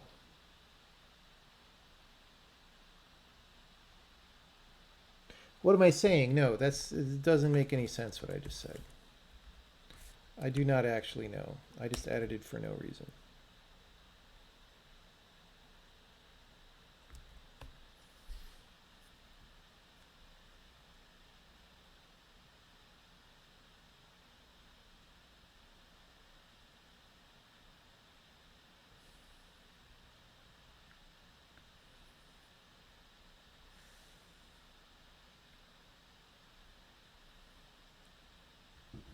Let's actually edit this for a second.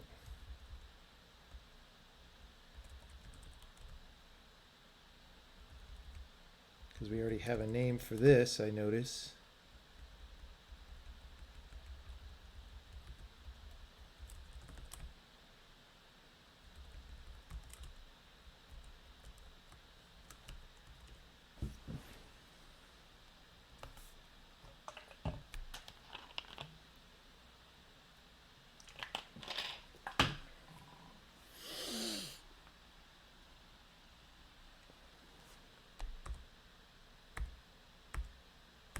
Oh wait, see the schmutz out there? See that?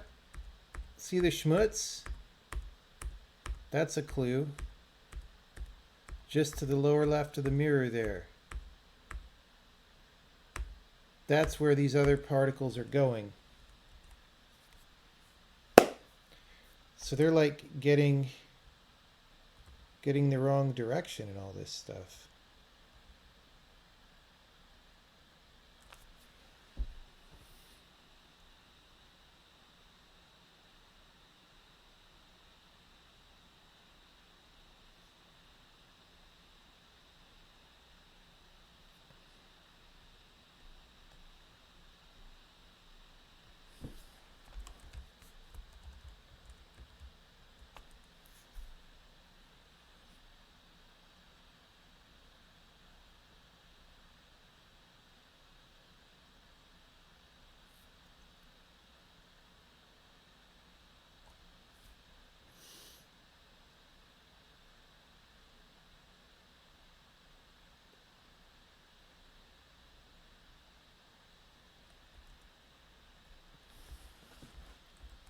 We're going to win this tonight, chat.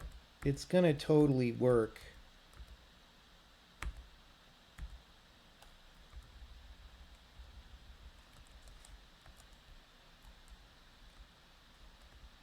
Whoa, like...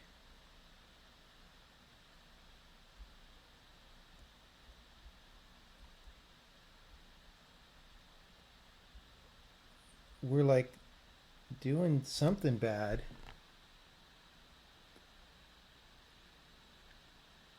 That's like some go into infinity shit right there. The human mind cannot comprehend infinity. Okay? Let's just face that. Oh, we're not even running. All right. I don't know, but we're getting to the bottom of it.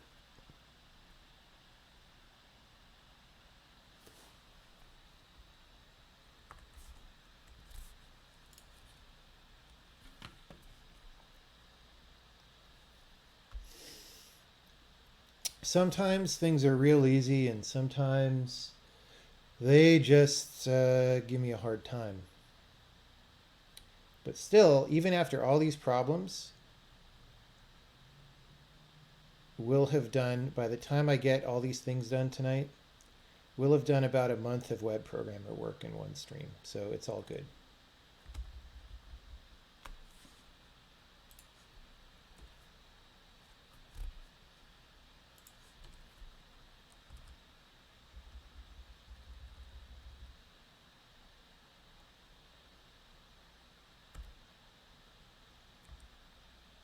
So I'm going to pick this side because this is where we can see weirdness happening. All right. Look at that. What is happening?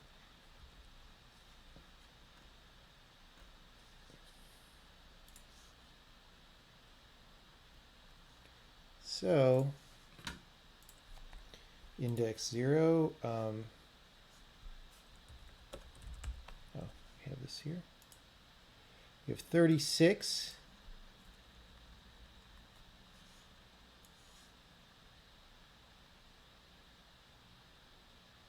Okay, which is not that big of a surprise because we have like 18 and then for the old ones that are burned and then 18 for the new ones. Unlike before when I was complaining about having twice as many, that's actually correct right now.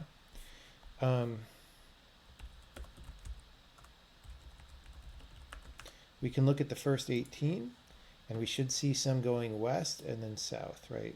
Oh, south. And then what? Wait, what? Why are the souths first?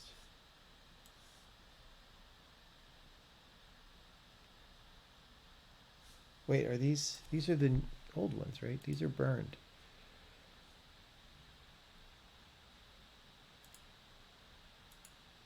They're in reverse order for some reason.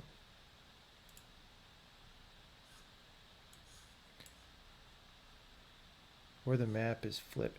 Oh, guys, this might not be frickin' north.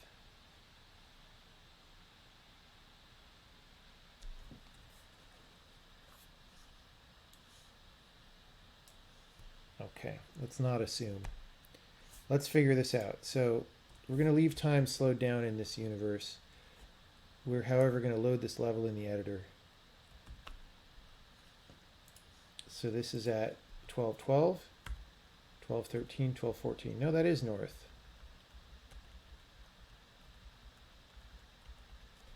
So why are the south ones first? They're in reverse order.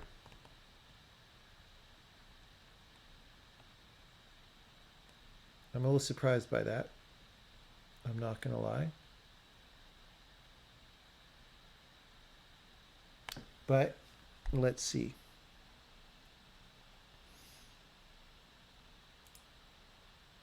Oh, we got to get back here. All right. So again, we should still have 36. Not much has happened. Let's just see what happens.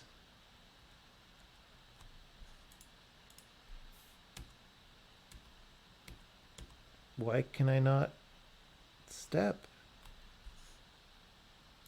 What is happening? Exception. Oh, this is Remedy being weird. I've had this problem before.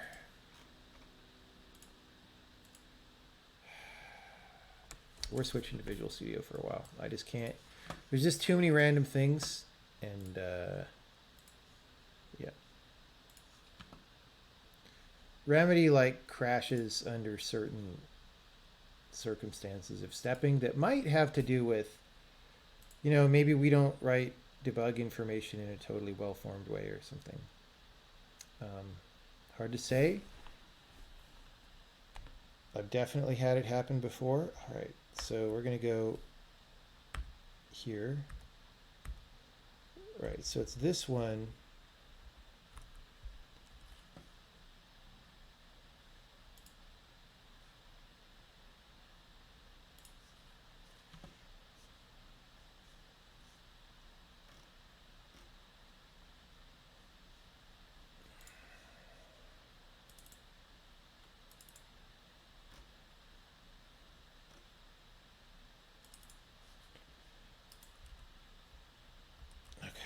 Okay.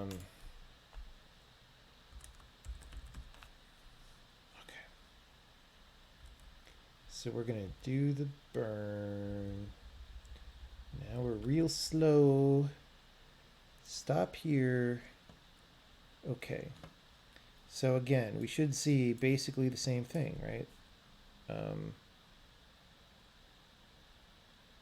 What's the variable called? PM livenesses 18, only 18. Interesting.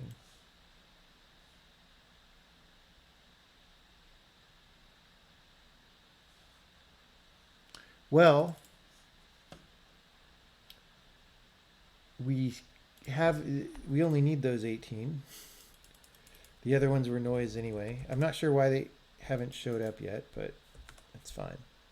One thing at a time. All right.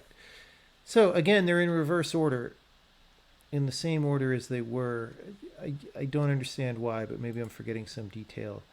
So these are going south, right? And okay, the burn natural end position. Oh, these aren't burned yet. That's why. Wait, but before they're burned. Okay, that's a clue. They're not burned yet. Okay, these are still glowing. That's why we don't have the other 18. But the direction is already messed up. Oh, guys. Oh my God. There's so much badness. I guess we moved the Mirage. See, we've moved the guy down here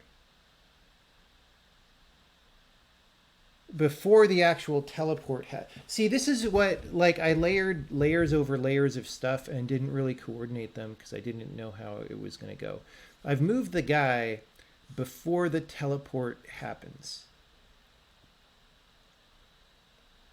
I don't even remember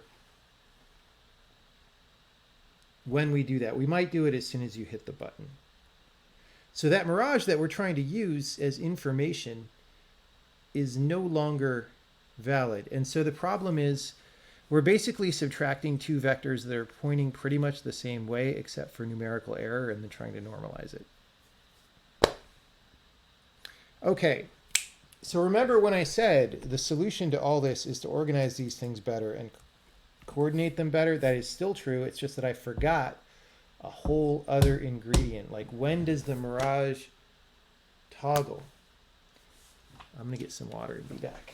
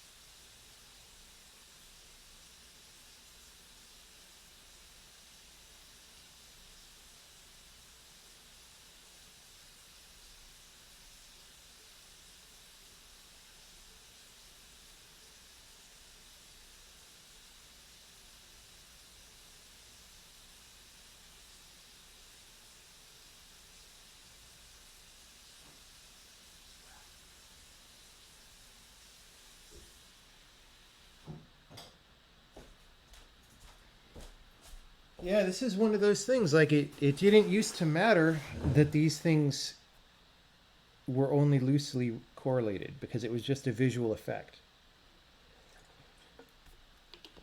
But like then when I wrote this new system, I forgot that that was just a visual effect, or I assumed that it worked more like I would guess that it worked, and it didn't. And that is why I was so confused. But now I get it. Now I get it.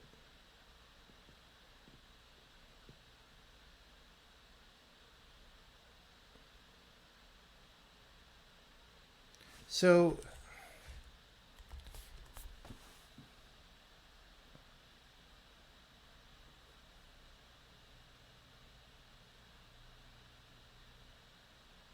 except no, wait, maybe not. Oh, oof, hold on.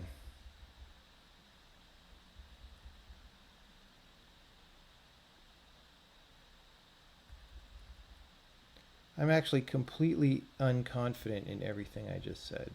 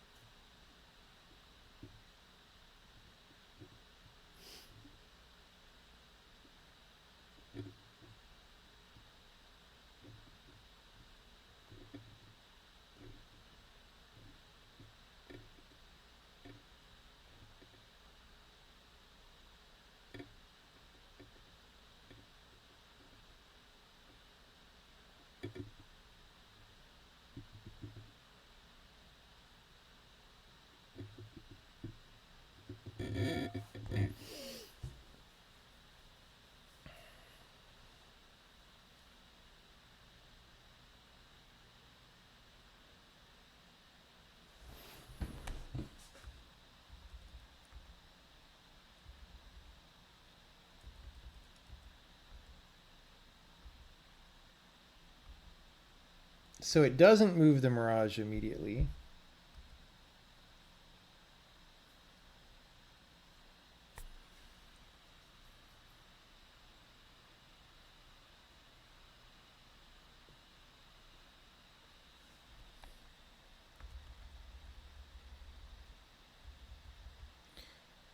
Okay, wait, I'm really confused. Something is still kind of broken because, oh, you know what it is? It's the visual position of the teleport is not synced with the actual physical move. Okay, so the burn is happening on the physical move.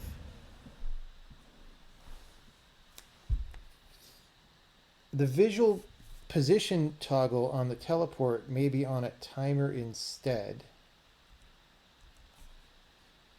And so maybe we want to change it to be on the physical move, or maybe for greater versatility, which is probably the right answer, we change the burn to be on the visual move. Let's see. This is, yeah, intricacies of the system, guys. I'm at that teleport.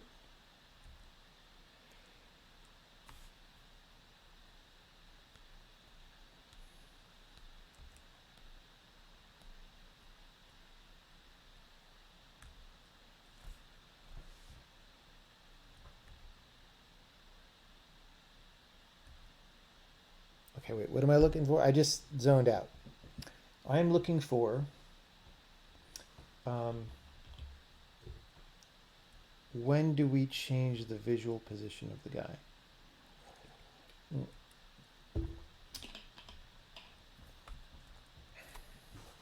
It's not here. Here we go.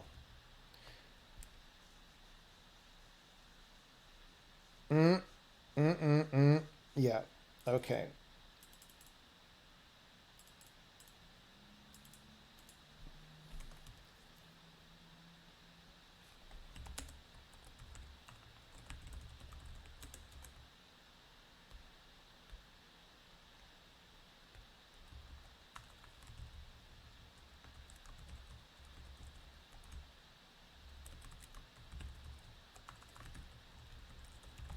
It's kind of sloppy to do this all the time anyway.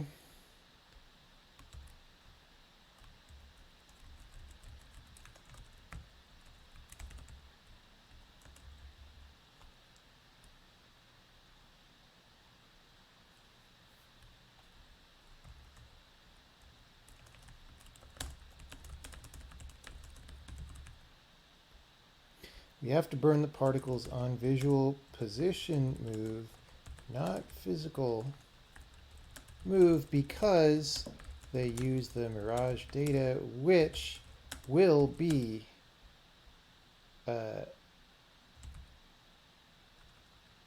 different next frame due to the visual position move, exclamation point. All right. And in fact, we have to do this the hell up here because we set the visual position right frickin' there. All right. So this is a new flag. We're just adding flags today, man.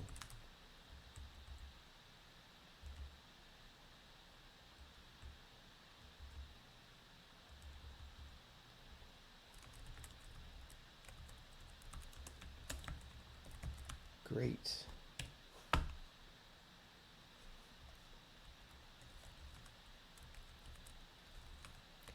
Dude, press the key. Oh, info dot.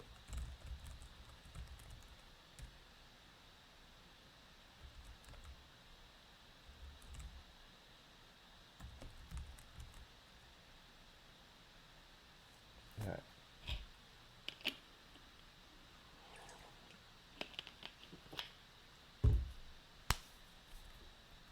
Come on, baby. Yeah. Yeah, look at that.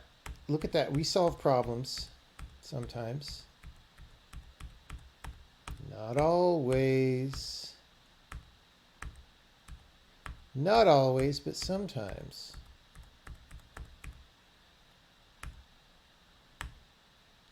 We get there eventually. You know, honestly, I've never not fixed a bug in a video game that I wanted to fix. You always get them. Although look at that at the end there. It's still kind of hosed. See how it's bent at the very end? That's kind of weird. That's not even, that's with fresh particles. Oh, you know, it must be because I turned off clipping. Did I turn off clipping? I must have. Or we're just getting the wrong thing. No, I think clipping is on, dude. Wait, that looks fine. Oh, it's all these zero length turds at the end. That was already actually there.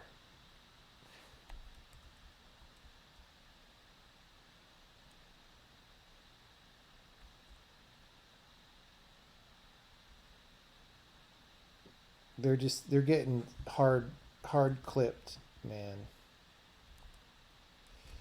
Okay, let's see. Let's fix that.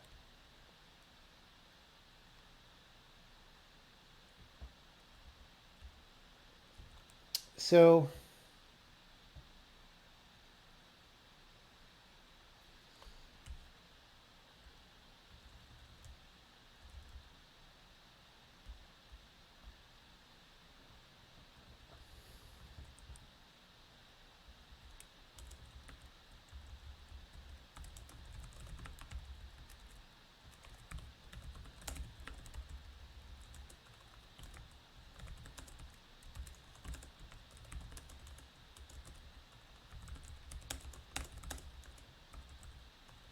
If the front point was beyond the plane, it'll be degenerate. So don't.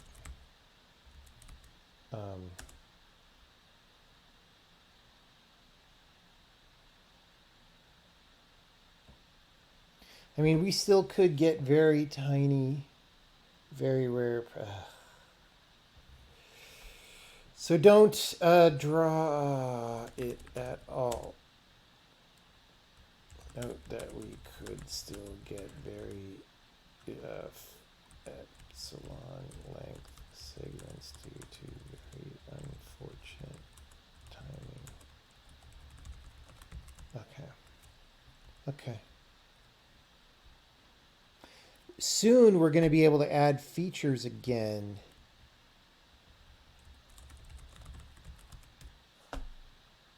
That'll be great. Instead of debugging stuff, we could like just little features. That's all I want. Little teeny features. It's still there. What?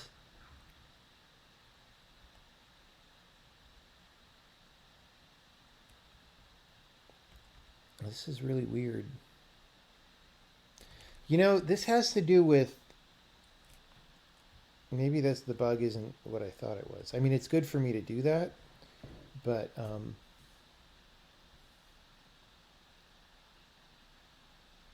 oh God, this isn't the right delta, guys. Okay, this should be dir world space and not delta, so I goofed when I did this. But what's hilarious about this is this mistake is what made that bug visible.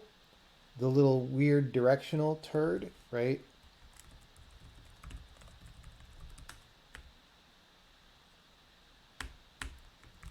Which probably accelerated the debugging of that other bug.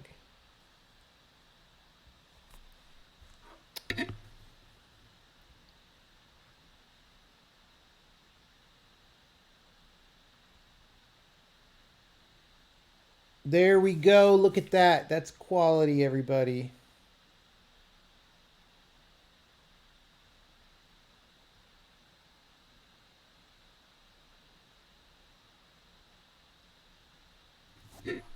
Check it out. Check it out. Look, it all works. It all works. This is not like one of those indie games that you buy on Steam where they just don't fix these things.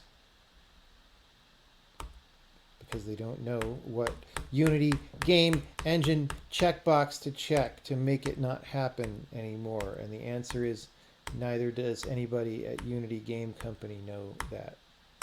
Okay, so this is great. Clipping is back on. Now we can add features. We're going to have some no check-ins to deal with later, like that teleport one that I did. I might demote that to something in the to-do. But this is great.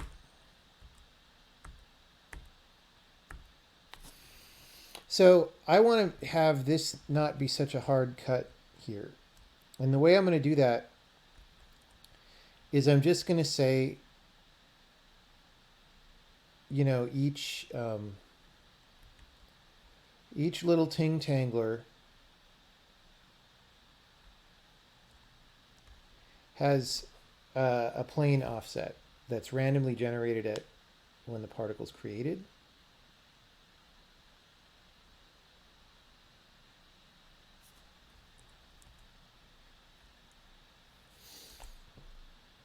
And we'll have the option for that to be 0, because I think for mirror planes we want it to be 0.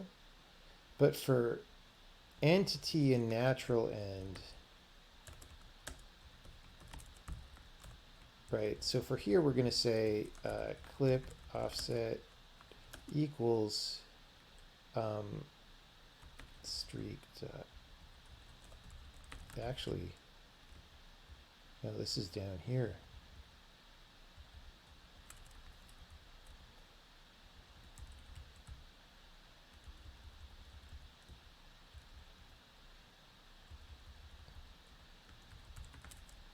If liveness.clip type is not equal to mirror plane, because mirrors we want to be sharp, but other stuff we don't want to be sharp. So Um, here we go, offset.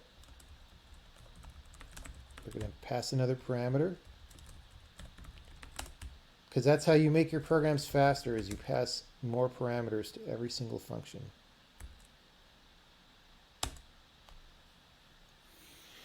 So if we make the clip offset, we'll just have it be an additive factor, and it's probably a negative number, honestly, or we could generate it around 0, I guess.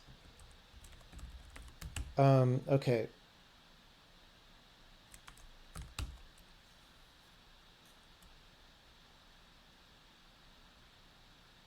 I guess that's it.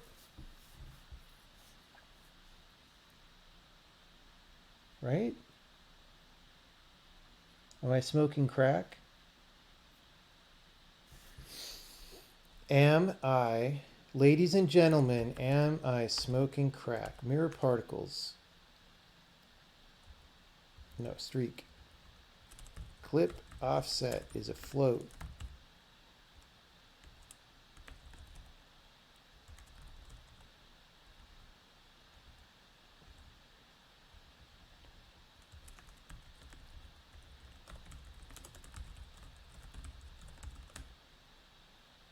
We're just going to hard code this for now.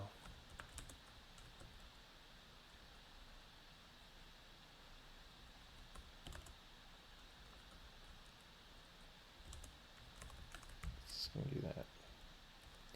We're just going to do that. That's all.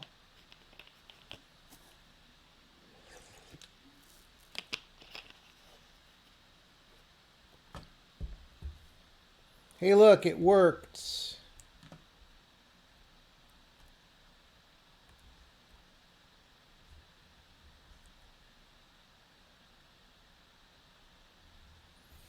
So then for what's called natural end, so that's roughening it up a bit, right? So it's not like a sharp plane.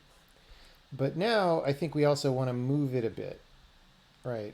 For natural end, actually for object as well. So, well, no, there's no such. Wait, what?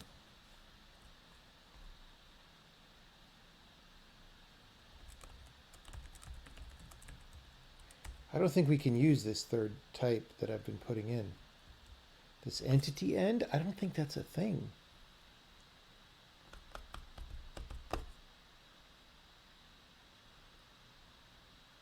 Because entity end means we can't teleport.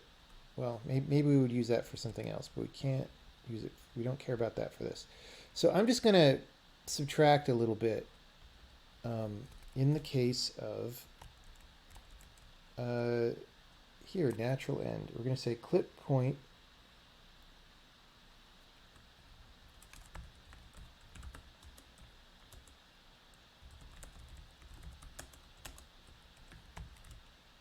just some hard-coded numbers for now.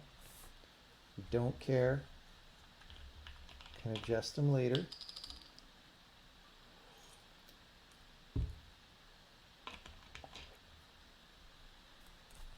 Is that enough? Yeah, that's pretty good, honestly.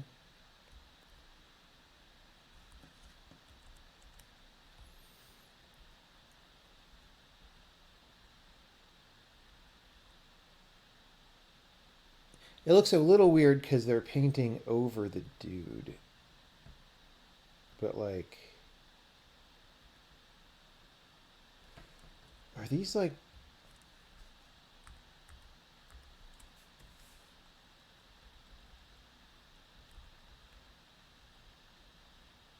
yeah, they're not even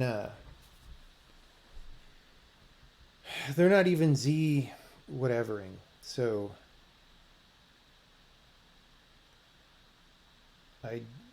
I don't know why, but we want them to Z whatever.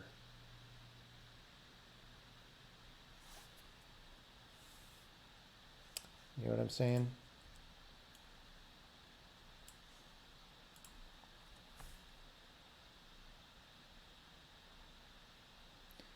We want them to go behind that column.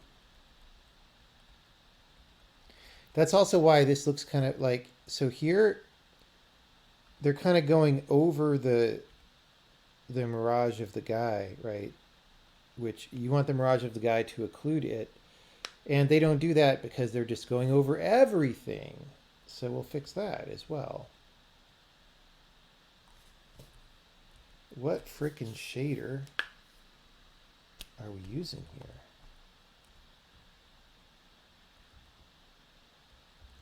ARGB and texture, no. Shader particles, bro. Particles.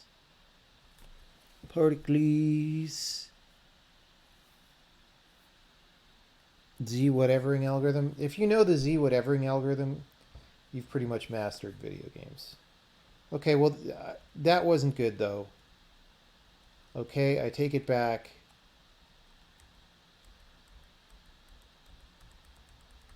All right. All right. What do we need to set up for particles? We need to, like, set some things. Who else uses this?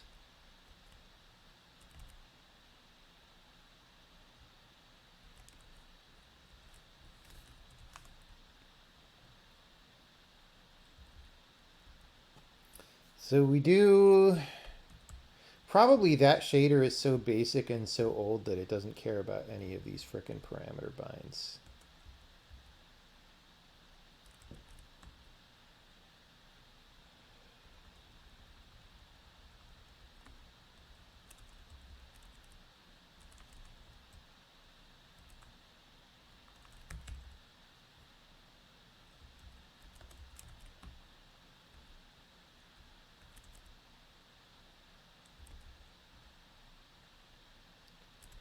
That's not really a thing.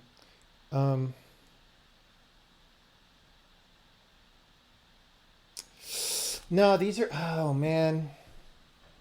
So the problem is this shader expects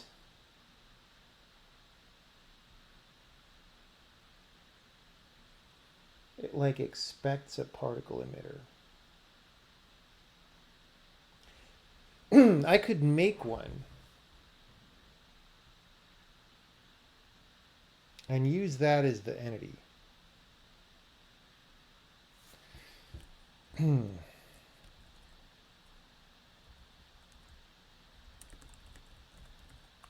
Maybe not. Maybe it doesn't matter for practical purposes. Let's see.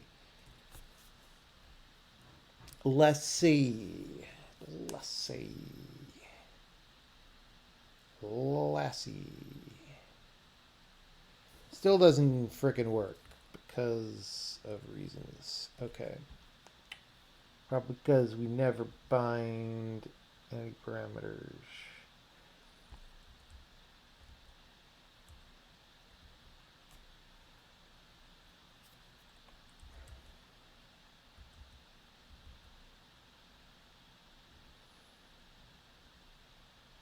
But it could be getting drawn off somewhere in the corner of the universe because the entity parameters probably contains position, honestly. All right, what shader can I use for now?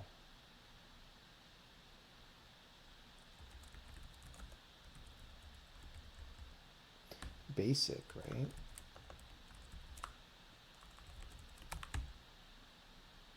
I'd rather use a particle shader, honestly.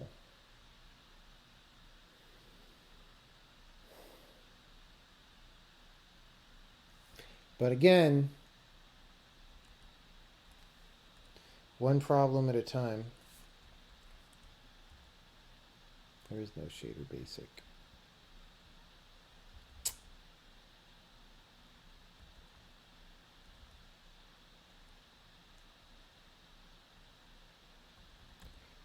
Character effects.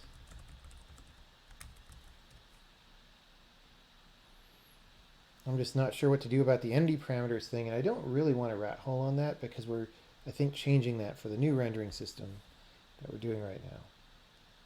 Hey, hey, check it out. Check it out. It's even going behind the dudes. Mirage. This is great. I'm getting hungry, but I don't have snacks. All right, so the next goal is we're going to make that clip plane right there be good.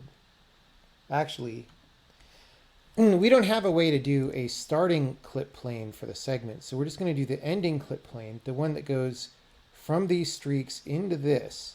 So like, really it's just that corner that sticks past the mirror at the end of the paths you won't see, hopefully. Oh, and the fact that it doesn't go all the way to the mirror on this side, right? We're just cutting it off just like we were for other things. So we want that to be angled.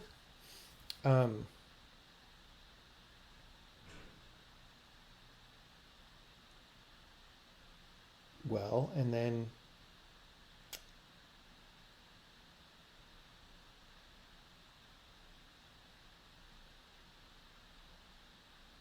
we'll see. Because we have to add, to do the starting of this segment, we have to add more information to the units and all that stuff and propagate it forward. Anyway, one at a time. First, this one. First, we make that Any questions about what I'm doing right now? Any questions?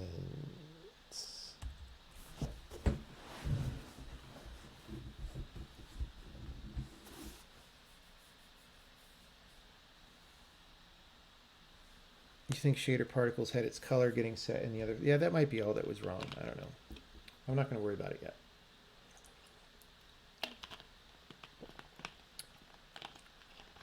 Because like I said, it's gonna change. Yeah.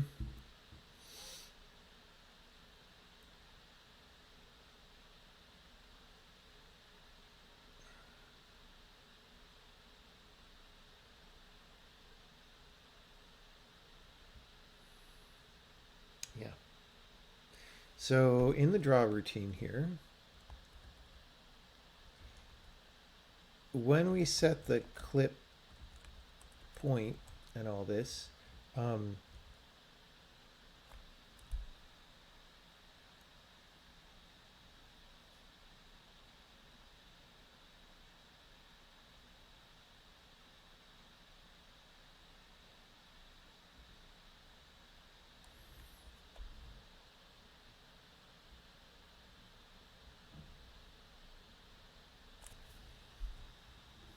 we actually can't figure it out in advance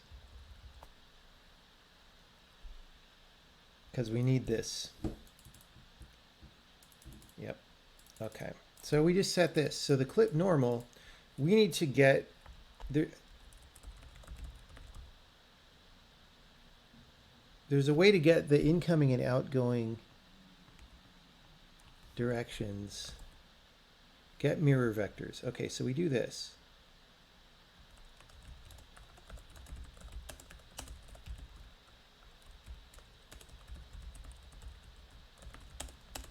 We're just being a little defensive here.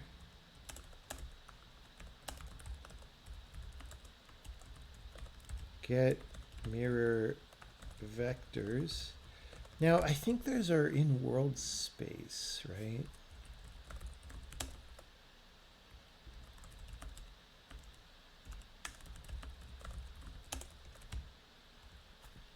Yeah, there's all this. Oh, no, they're not in world space. Gotcha. Anyway, we're going to do this. We're going to say normal is normalize dir A plus dir B. So we're just taking the average of these and making it unit length. We could, We could just say, but we know those and multiply them by square root of 2 and whatever, but whatever. We're lazy gramming right now.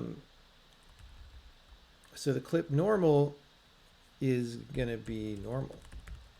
All right. But we have to say normal is rotate normal by mirror.orientation.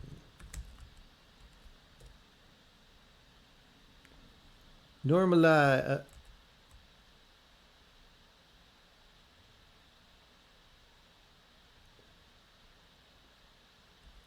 Are these 2D? What? No.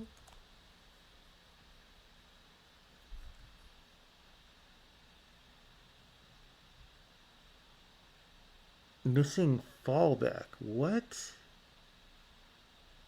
kind of a jerk does that? Why is that man? Don't know.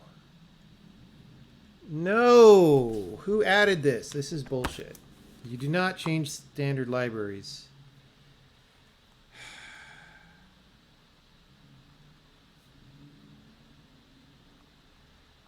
All right. Somebody changed the standard library. And like...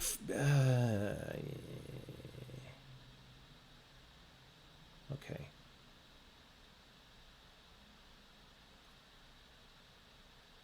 Okay, we actually can fix this.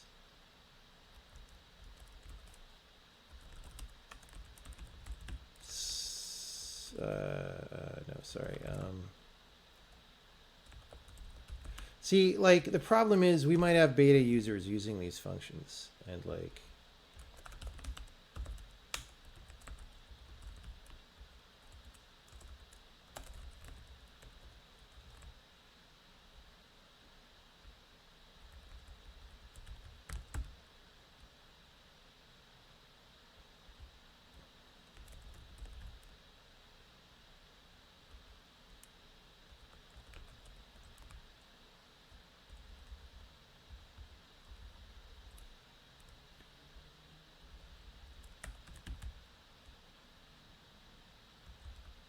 Sometimes I get grumpy.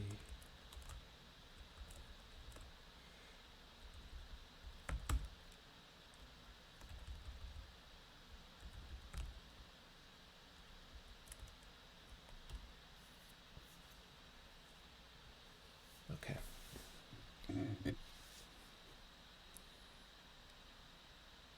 That probably wasn't an intern. That probably was an experienced programmer. It's just, you know. Okay, so we kind of have a problem.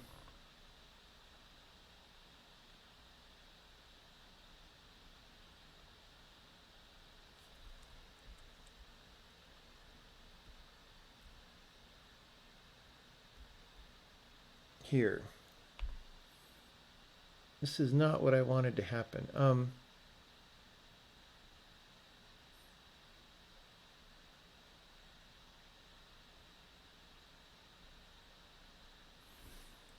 So firstly, it kind of looks like it's squishing things into that triangle, which is weird. But secondly, why isn't it just a different plane?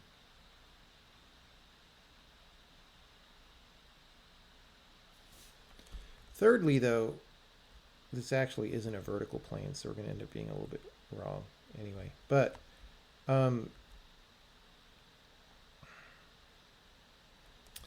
going to print the plane.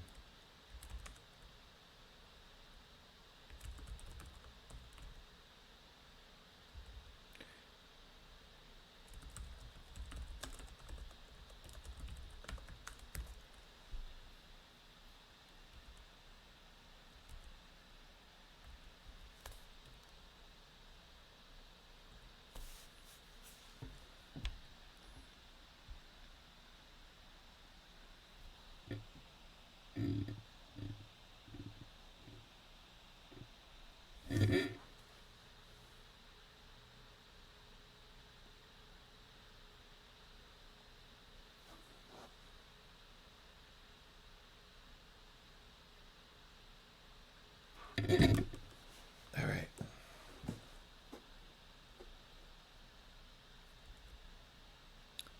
Well, the normal is not correct.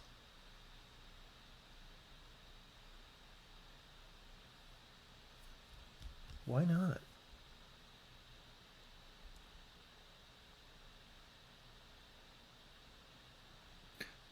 The normal is correct for what triangle all this stuff is getting squished into. So I don't know why it doesn't match the mirror, and I also don't know why we're squishing.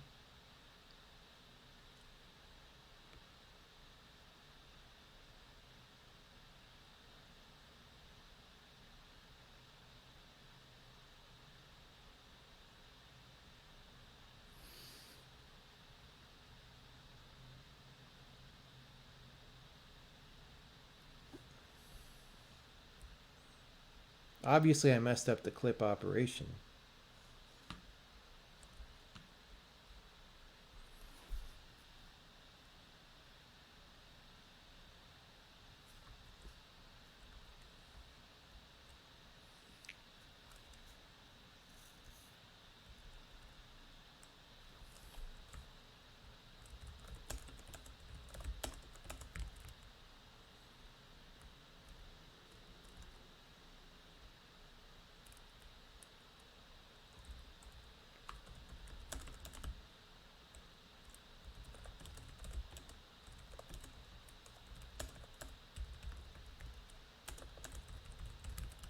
So we're just gonna just keep printing stuff.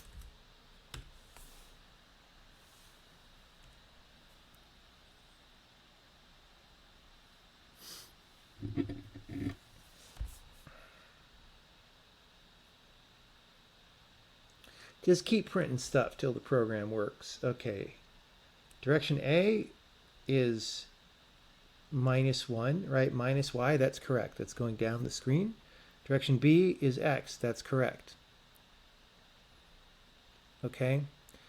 So x plus minus y normalized is exactly what you see in the pre-rotate. Okay, I must have been wrong. I glanced at that function. These are correct post-rotated. Okay, for some reason I looked at this, which is full of rotating by mirror orientation, and said, oh, no, it's not rotated. And probably because my brain just saw these. But these are for vertical mirrors. Yeah, no, I'm a dum-dum. I'm a dum-dum. Okay, so that solves part of it. It doesn't solve the squishing.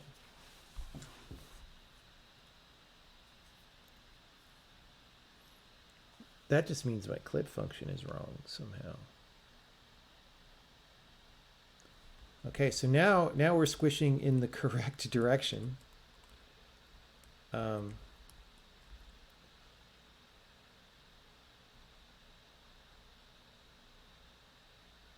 Okay, I'm subtracting the wrong thing.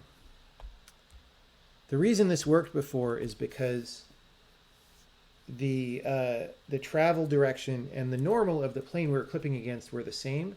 So if I use the wrong one, it doesn't matter because they're the same, right? Now I'm using the wrong one. So instead of this,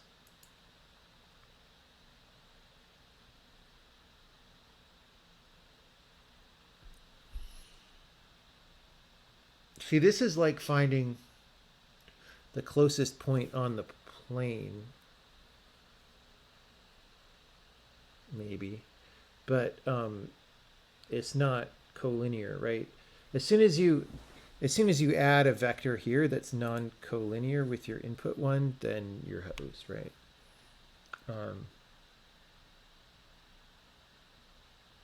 How do I do this? Am I forgetting how to clip a line segment to a plane? Am I that old? So the thing is, the plane dot gives us the distance along the normal. So you need like a frickin' cosine in there or something, right?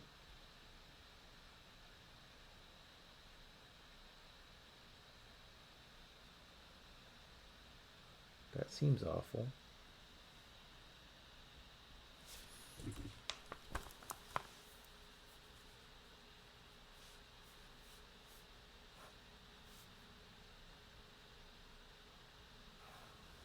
So the plane dot gives me this distance.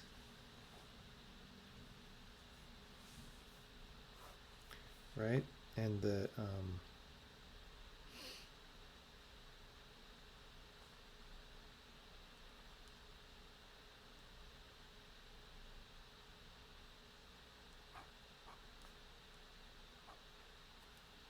right.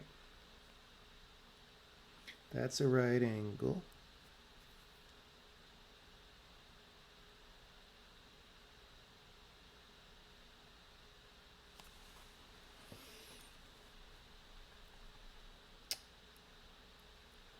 So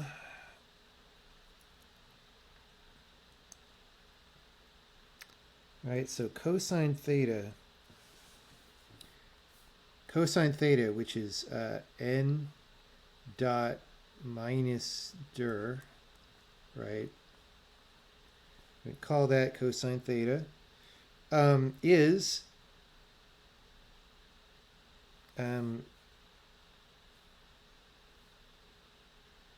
plane dot minus plane dot divided by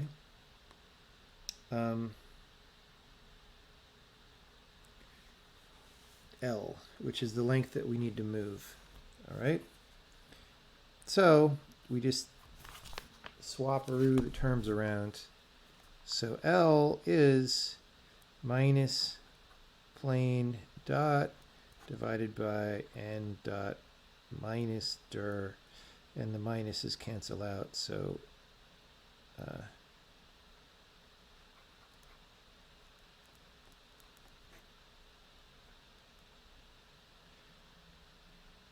and of course, that divide will freak out if the vectors are orthogonal, which is correct because that would mean that every point on the line is a valid solution.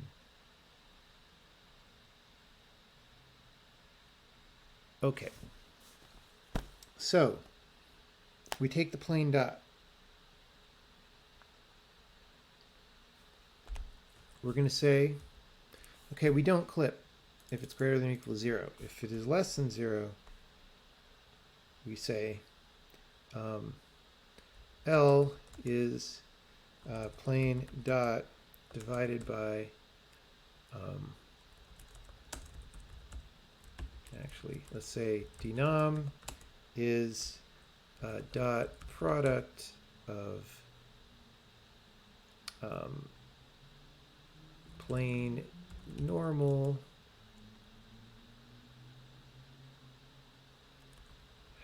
See, I could pass in yet another frickin' parameter.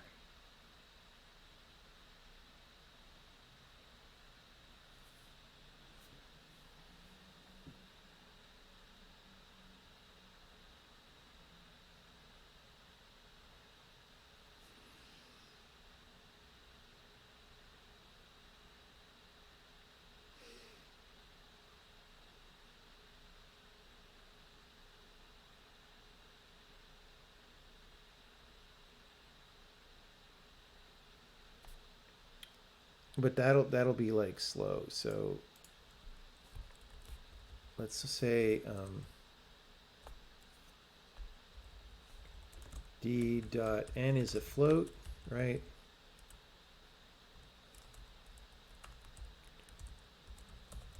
D dot n, right? And then result is p minus, we need the frickin' direction anyway, bro. Okay. Okay. So many things.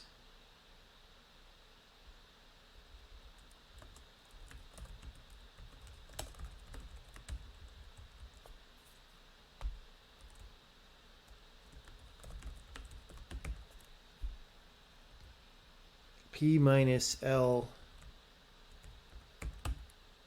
times ray direction. So I probably got a sign wrong in all that. Okay, so d dot n is dot product dir world space comma clip normal if not d dot n equals 1 product.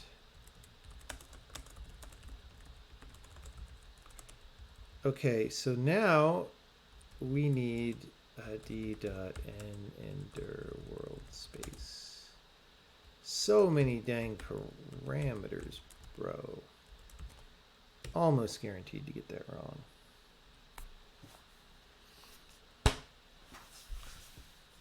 Especially because it's midnight. And I ain't eating enough sugar.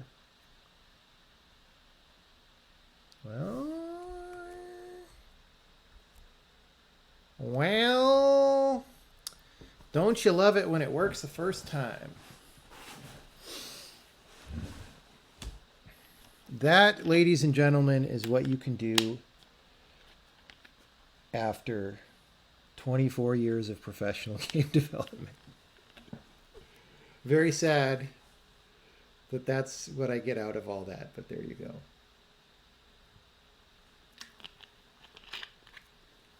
Okay, now we got to do the other direction.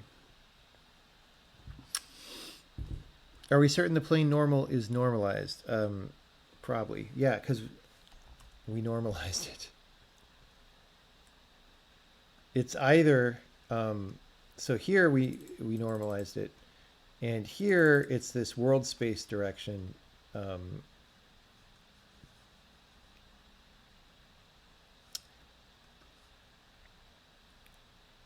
Which is like this returns a unit vector.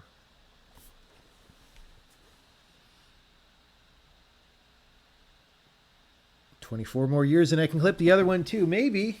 I mean, maybe it's like not twice as hard though. Maybe it's quadratically as hard to clip the other one.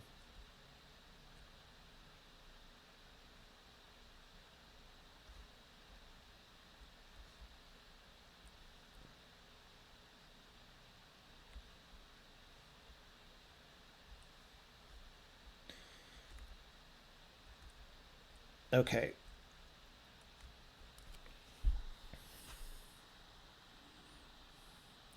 So for that one, I believe we can just save the last mirror info in the mirror scan and add it to the unit and all that stuff. The unit.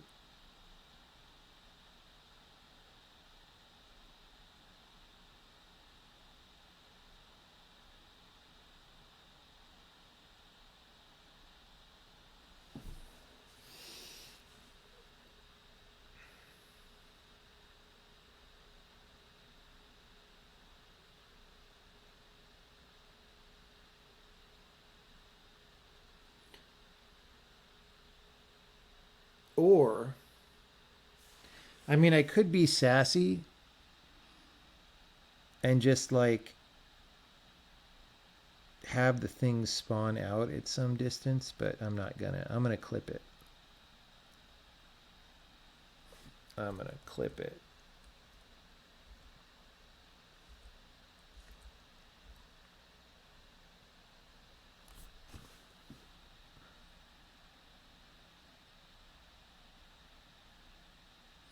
You expected to see clipping in the shader? Doesn't matter. We could put it into the shader later if we want. The thing is, if you can program something on the CPU while you're at least getting it working and figuring out what it is and all that, you are much better off because you can actually debug that, unlike a shader, which is garbage for debugging.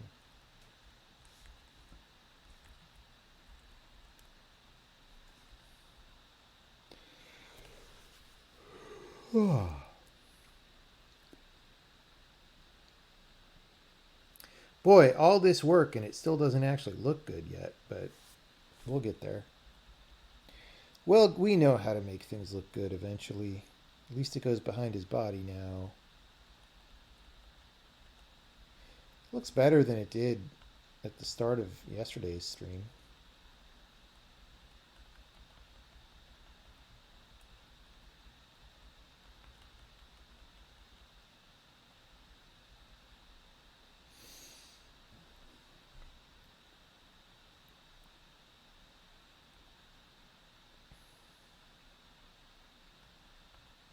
I feel like there's probably too many particles for one out of many problems.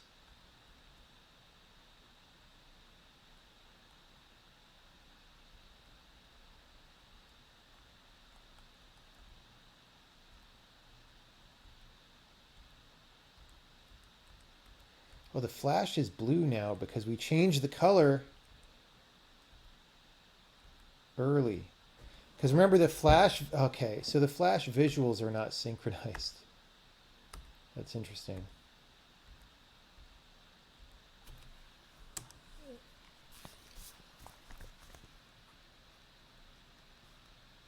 Teleport flash synced with, because remember I changed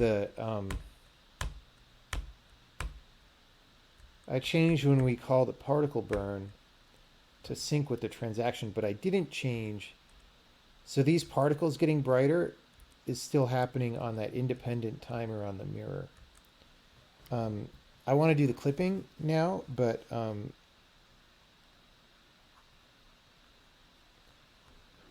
what we want to do there is sync that with the transaction in the same way as we sync that other thing with the transaction. All right. Oh, it's so nice that they clip. Look at that. I mean, that part's not nice, but the other part.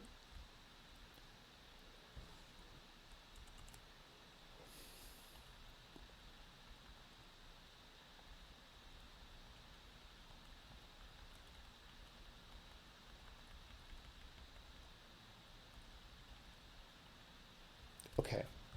So on the unit thing, we're going to have end. We're going to have start clip type, right? Just like this. So many things. Okay, so mirror unit. All right. End clip type. End clip entity ID.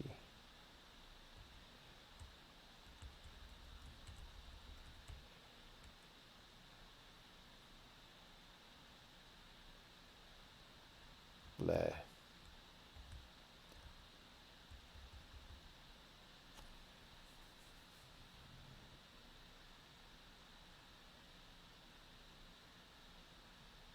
Actually, we only need start clip if we assume that particles only go one way.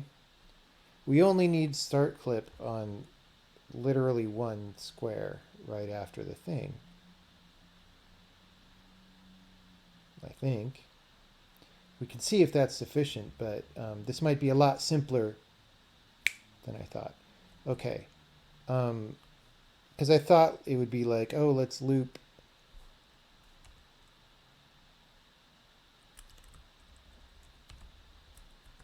All right. I probably forgot some names. Oh yeah, in the particles where we copy it off, we're gonna go all the way through and rename frickin' everything.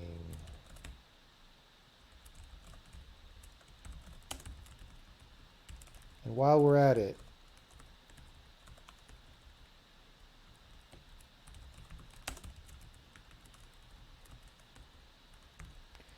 and that means we go to the draw.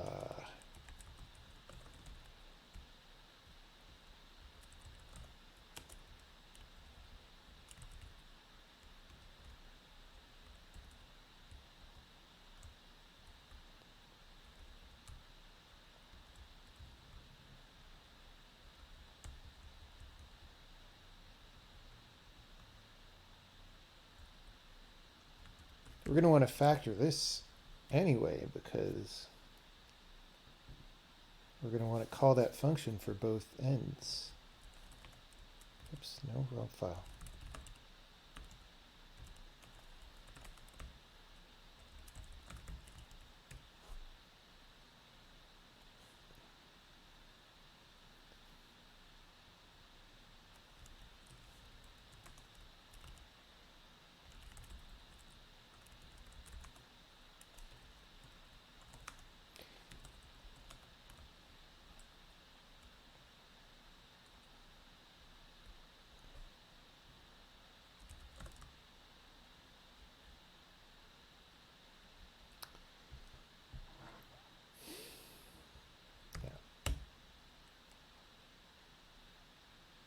All right.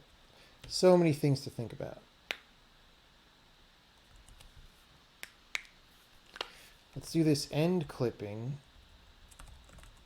and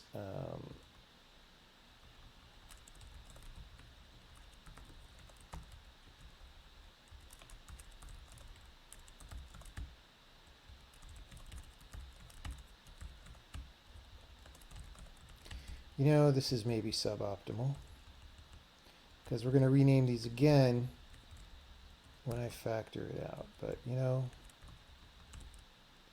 it's fine.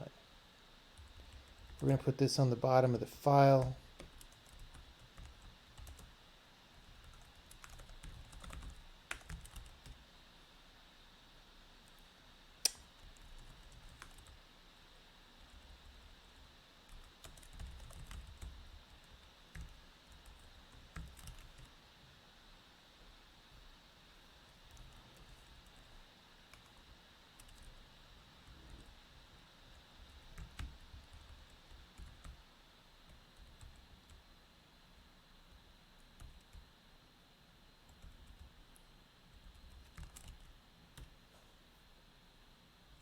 Okay. Should just do what it already did with no changes. That's the magic of programming. Ta-da! Okay.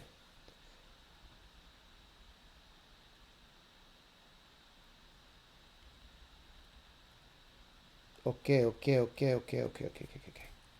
Next. What? What? What? Next.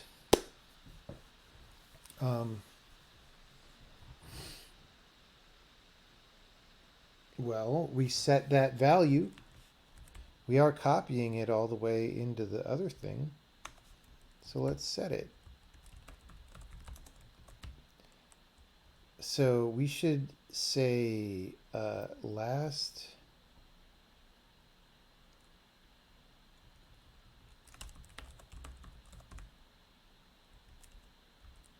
Let's call it clip start mirror ID. All right.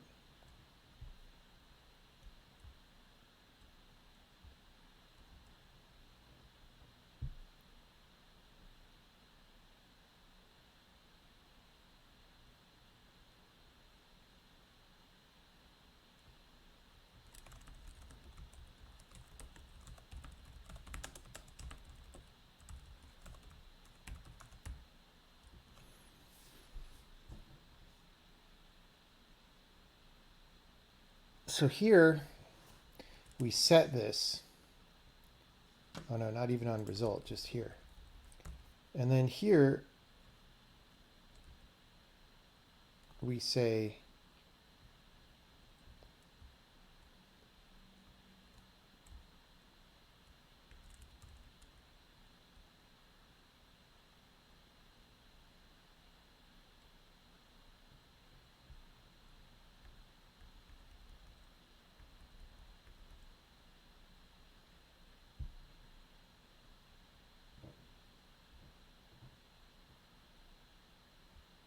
here. It's kind of weird, but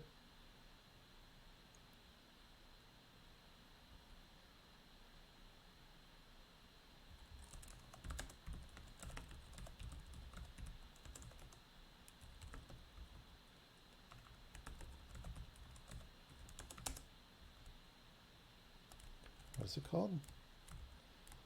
Mirror plane unit dot start clip entity ID is clip start mirror ID, and then clip start mirror ID is 0. Like that. Still will not do anything new because we're not using any of these values.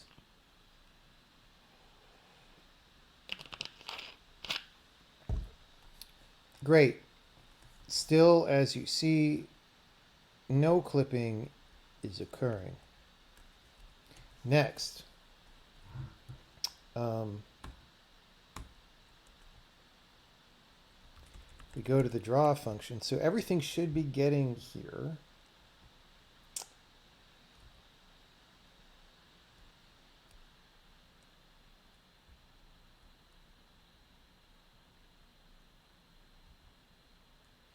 Okay, so we're going to say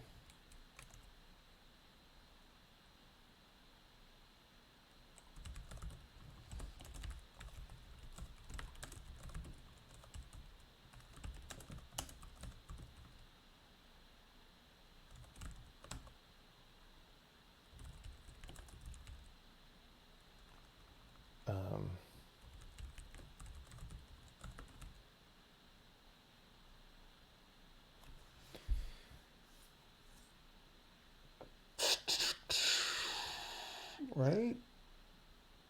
I'm just going to factor this.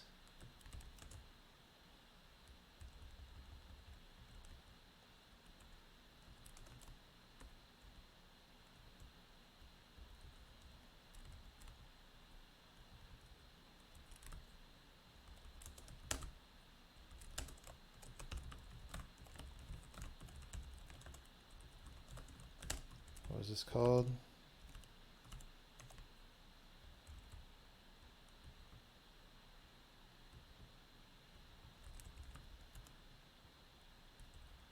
Mirror particle clip type.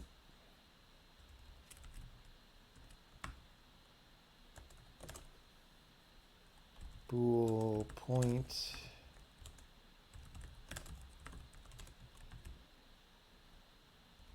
All right.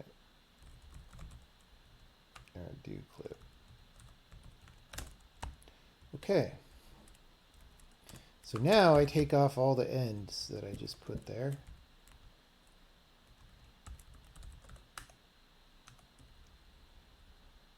Whoops.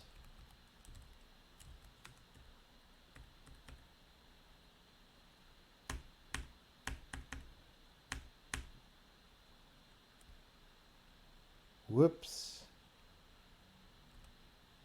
We're going to have to pass that in. Okay, this is a pass in.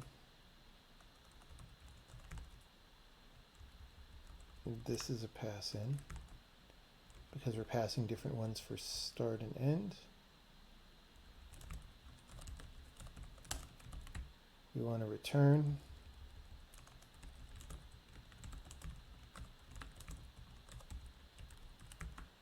those. And,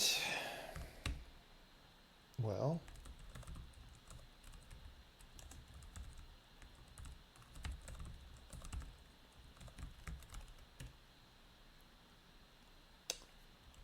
oh yeah,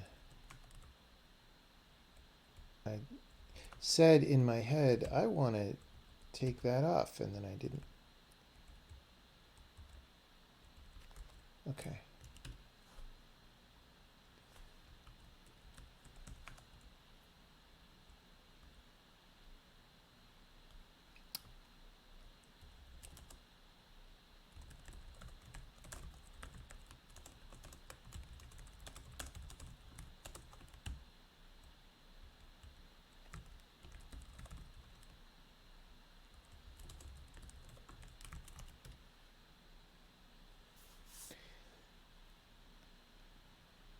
Wanted 3. Wait, what? I thought I just... Oh, I put it in the return list instead of the parameter. If you want to succeed in the games industry, do not put your parameters into the return list. Okay, and then here again is going to be dir world space. We're going to pass that in. Wait, where did I? Yeah, I made it there. So many parameters. Ha ha. Ha ha. So many parameters. Hey. And it will still do the same thing as before. No difference. No difference. So you see, ladies and gentlemen, the reason you need test-driven design and lots of unit tests is because refactoring is very scary. Because if you move all your code around, you have no idea if it's actually going to work. Because you're using a terrible programming language that doesn't have static type checking and is not written for professional programmers. So you should unit test.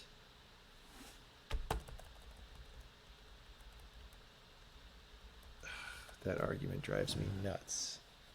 It drives me nuts. You never got how the enum thing works. Does it implicitly figure out which one, or are you secretly using it?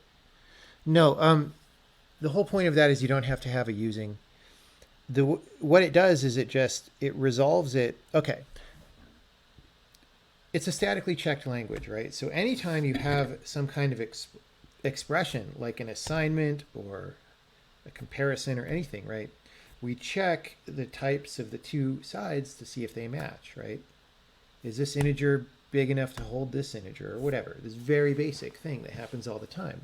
So when we compare one of those dot enums with the other side, we just say, is the other side an enum type? If it is, it tells this thing what type it needs to be. It's pretty straightforward. It's actually not that simple, not remotely that simple, because it's a complicated compiler, but that's the basic idea.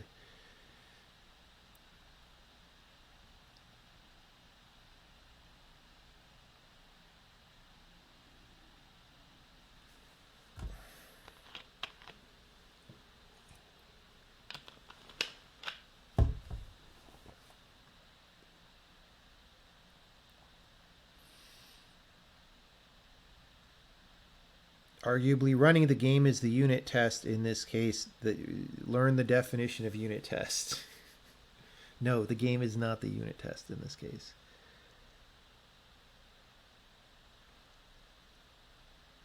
What if unit testing really turns you on? Well, go ahead and do it, but do it far away from me.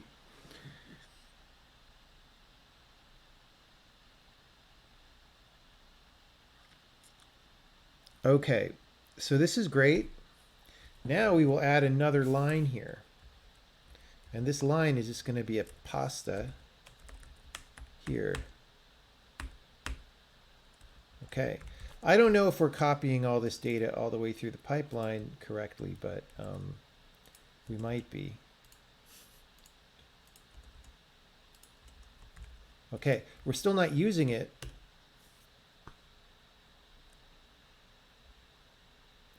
Whoa, I have a totally different declaration that was right there that I didn't even see. Wait, am I?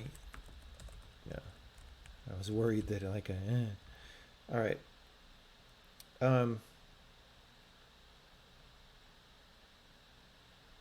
We could factor this into a different thing, but we're going to leave it. We're just going to go for it here. All right, so that's that. That's that. Okay, so if start clipping, we don't have a clip offset for start clipping.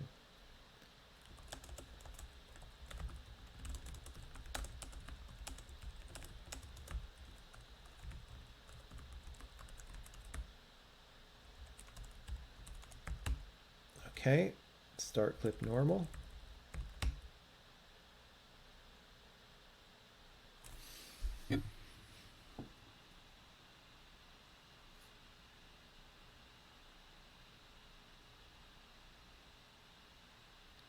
I think this will just work because I didn't do anything too directional except for this part.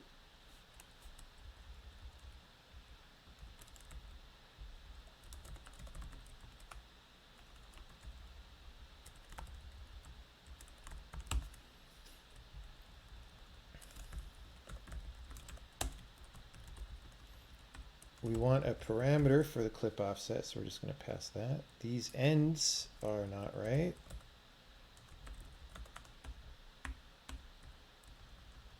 All right, let's make this a little more readable.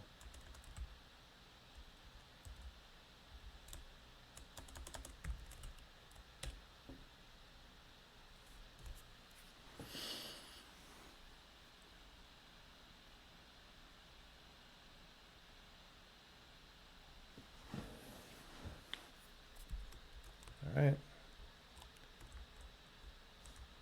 Look, everybody.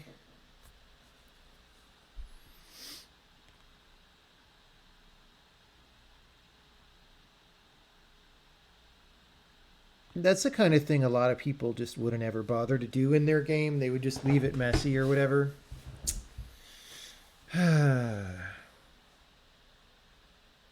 right, let's try some slightly more. We should be able to have multi-mirror situations, and they should be okay, right? Whoa, what did I just do there?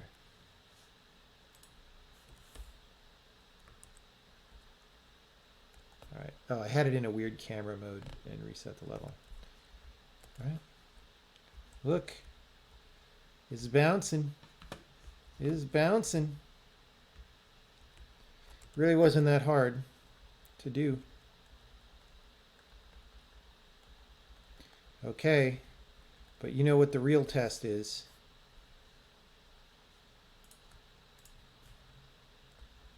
Oh, you know the other bug that I fixed, by the way? If you saw the stream yesterday, you may have noticed that these crystals didn't bounce or didn't draw correctly. Like you would just see the shadows. Now you actually see the crystal mirage. There. And the little streaks go behind it. Isn't that great? Okay. So the test, of course, is the following.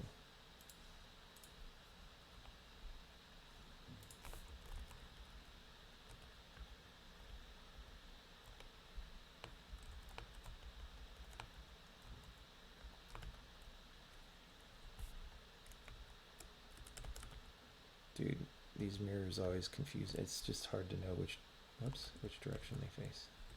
All right. Okay, I need the more space.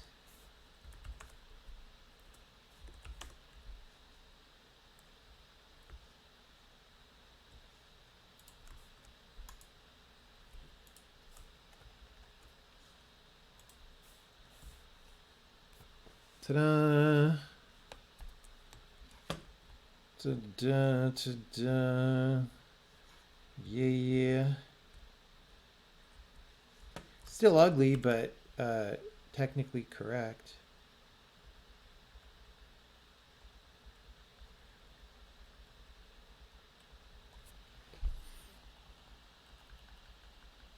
So yeah, we're going to want to at some point clip the dude.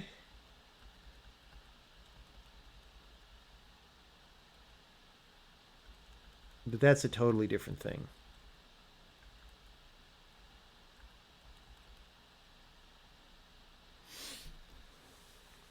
And when I teleport, oh, that was weird. You know, the first time it's like loading the teleport animation, so you miss the blue because it hitches while it's going. We got the blue, so we solved a lot of bugs tonight. It was really annoying that we had all those bugs, but it's not that big of a surprise.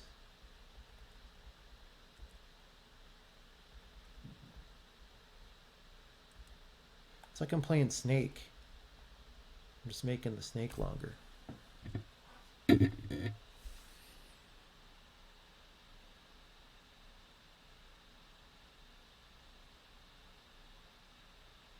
All right, I think it's bedtime.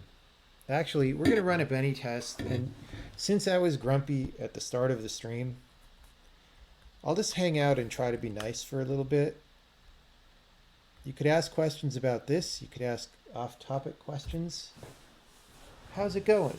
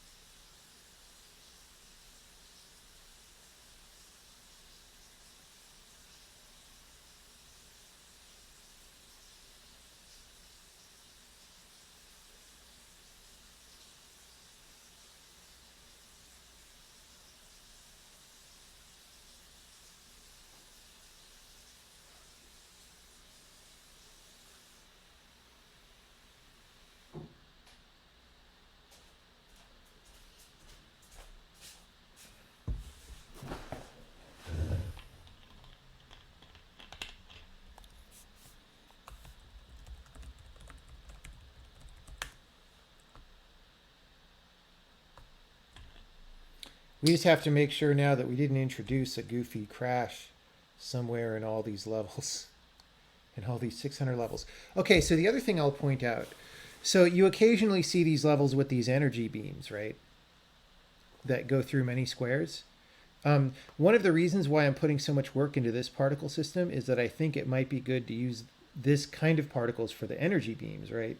Because they have, like right now, we just draw a tube essentially, right? And we can put a nicer shader on the tube and stuff, but it would be good if we could put little particles in there, right? And have different character for the particles. So like different motion depending on what type of beam it was. And that might look really neat. And so I think that would all use the same system that we're doing right now. And it could even use all that clipping that I just did because those energy beams like bounce off mirrors and stuff. So I feel like this is going to be a good thing for the whole game.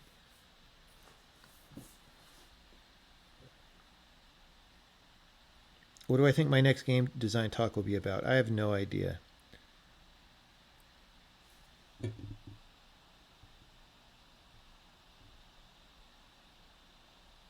You thought I just mentioned that I like to write shader code on CPU first for user debugging. Well, sort of. I would instead say if it doesn't have to be a shader at first, write it on the CPU, right? Sometimes, like per pixel operations, you don't really have a choice unless you have your own software renderer that's like insane, which we don't, and most people don't.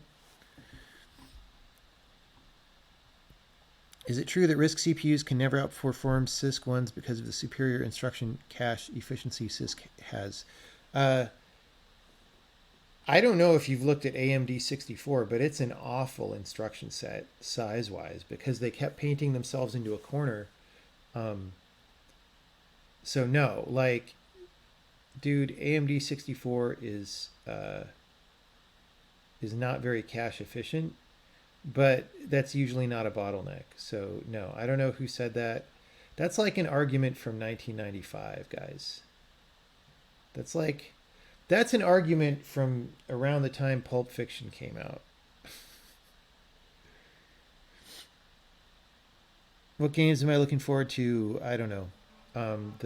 I'll try the Zachtronics one that's coming out in a few days, but I'm skeptical.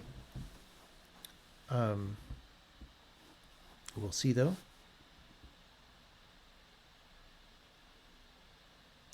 What got me into dancing? I just enjoyed it the first time. I like, if you try something and you know you really like it, does something need to get you into that thing?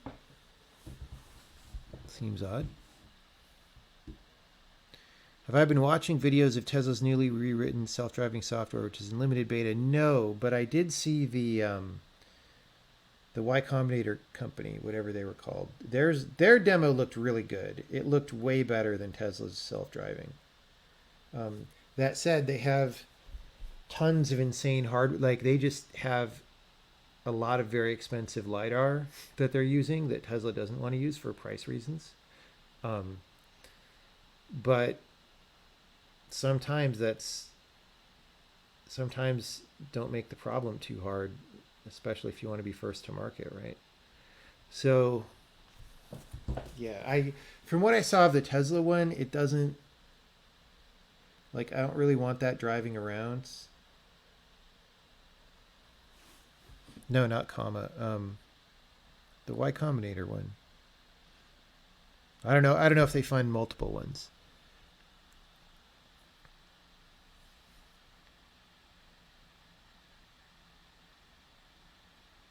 If you run NVIDIA, it's possible your Vertex shader runs on the CPU. Yeah, but that's not... No, the problem is being behind the iron curtain of the graphics driver. That's terrible. You don't want that. You just want to be in your regular program. It doesn't matter if it's running on the CPU or the GPU.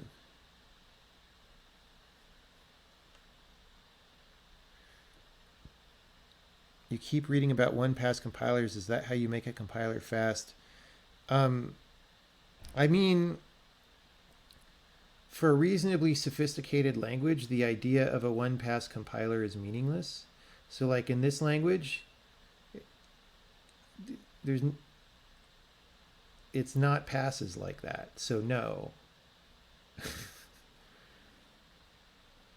No, that's not how you make compilers fast. Do I think I made a lot of progress on the game this year? Yes. Like, this was the year when all the remaining hard problems on the game got solved. Cruise, yeah. Probably Cruise.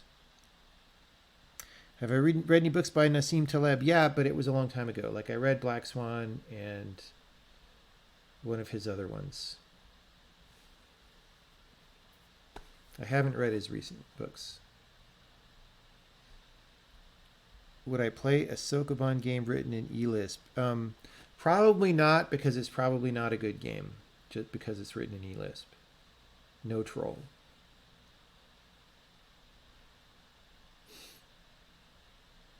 I mean, isn't there like an eLisp port of the original Sokoban that just gets installed with Emacs if you install everything? I'm pretty sure.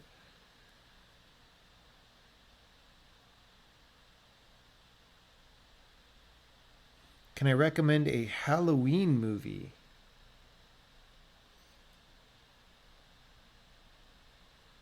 I don't know. Nightmare Before Christmas. People like that one. I've never seen it.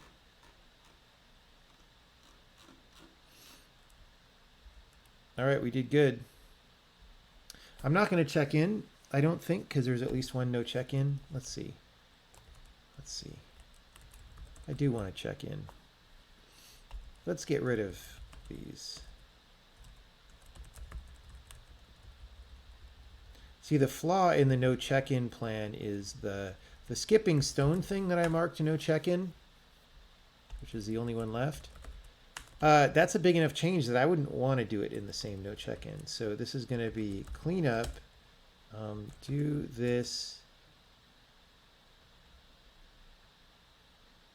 during the physical move. Okay. And we're just going to put that in to do.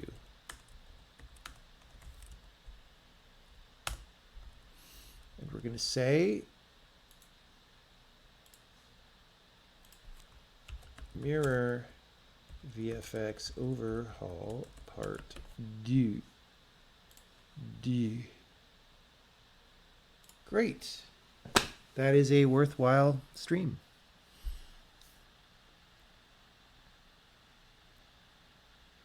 You could watch The Thing as a Halloween movie and then watch some more Among Us streams.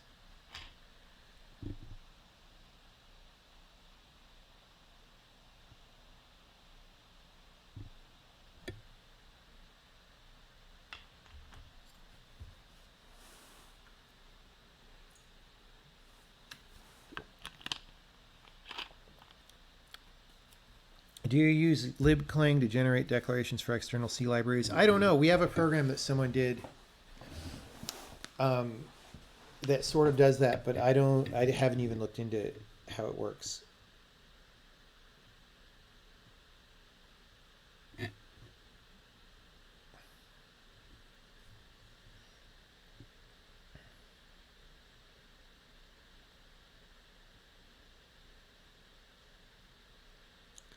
1950s thing or 1980s thing? I am thinking of the fabulous Kurt Russell, The Thing.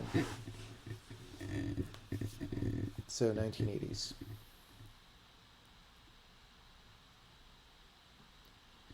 Wait, did they finally do a remake of that? I remember hearing they were going to do a remake of it, and then I just forgot all about it.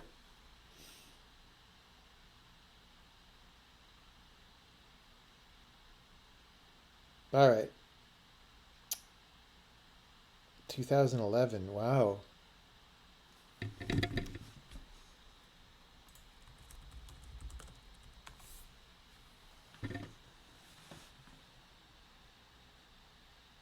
Oh, look. That is exactly, yeah, not what? Based on who goes there? Is that what the original or the John Carpenter remake was about? It's a prequel set before the events of the 1982 version. Is it worth watching? Absolutely. Not as good as the original. I don't believe you.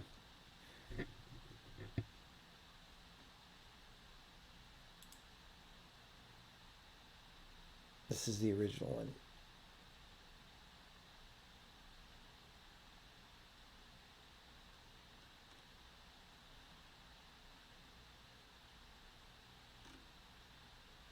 All right.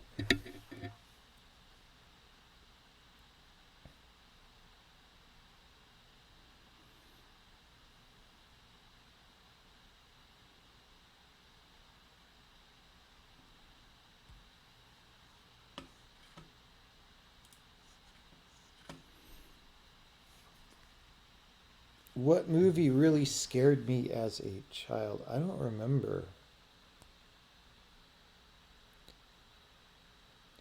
I've never really super been into scary movies.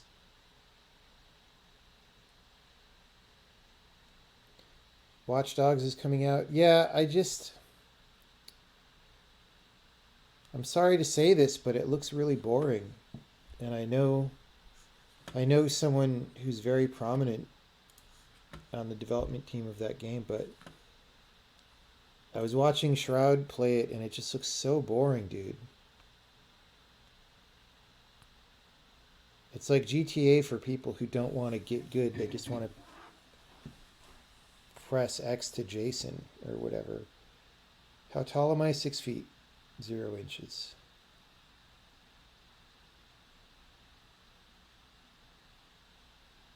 How high is my vertical jump? I have no idea.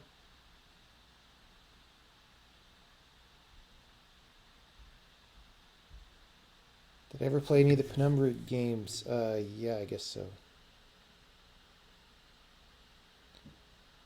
It's interesting, the freedom to tackle missions. Yeah, but also, here's what I think about that generally is that that's been a design problem that game designers have been working on for a long time. Like, how do we give the player freedom to do these things in the order that they want or whatever?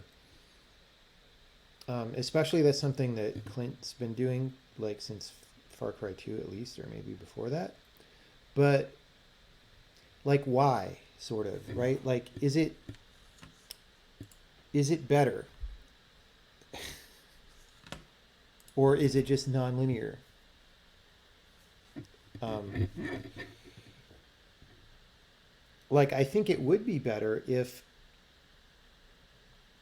it was a fully emergent, self-defining system, but it's a single player plot game, right? So it, like, I'd almost just prefer that you just do the best thing and give me the best game as opposed to letting me do everything out of order. You know what I mean? Or like, and also this is a thing about tuning. Like, if games are tuned super easy, it doesn't matter what you do. And so why are you making me do these things, right? The other thing, I mean, I didn't pay this much attention to this, but some of the voices were really weird, and it was apparently, um,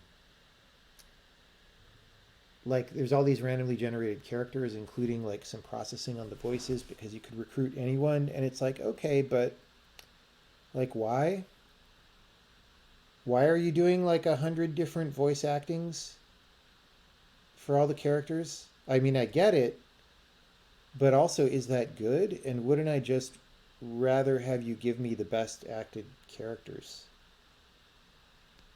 You know what I mean?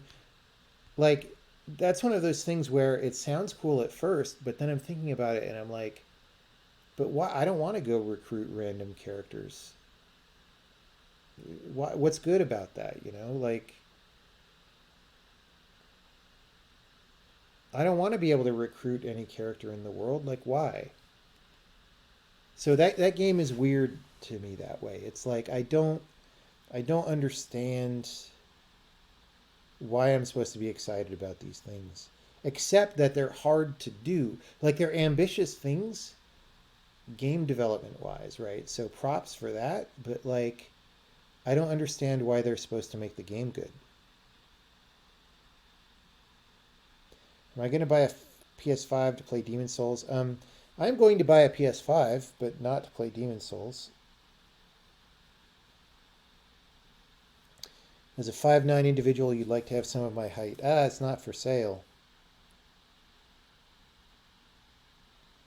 You're so burned out on Ubisoft. Yep.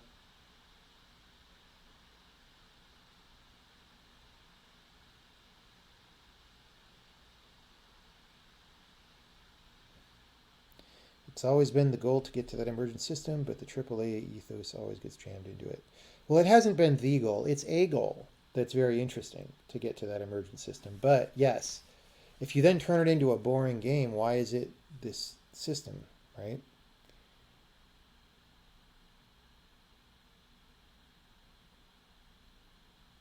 Can I comment on nonlinearity in The Witness? What can I say that I haven't already said in a bunch of interviews and stuff?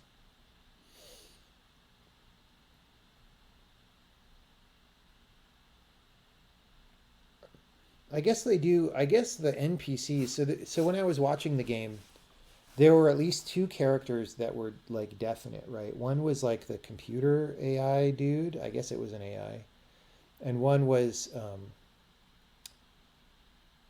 some plot character that I assume you don't get to pick. He's just a main character in the game, and like an NPC, right? And hey, the acting on both of those characters was way better than the acting on the characters you control. No surprise, right?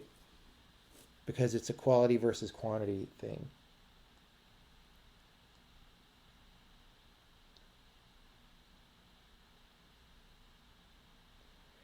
Any thoughts on the new Radeon cards? I have not been paying attention to any of that stuff.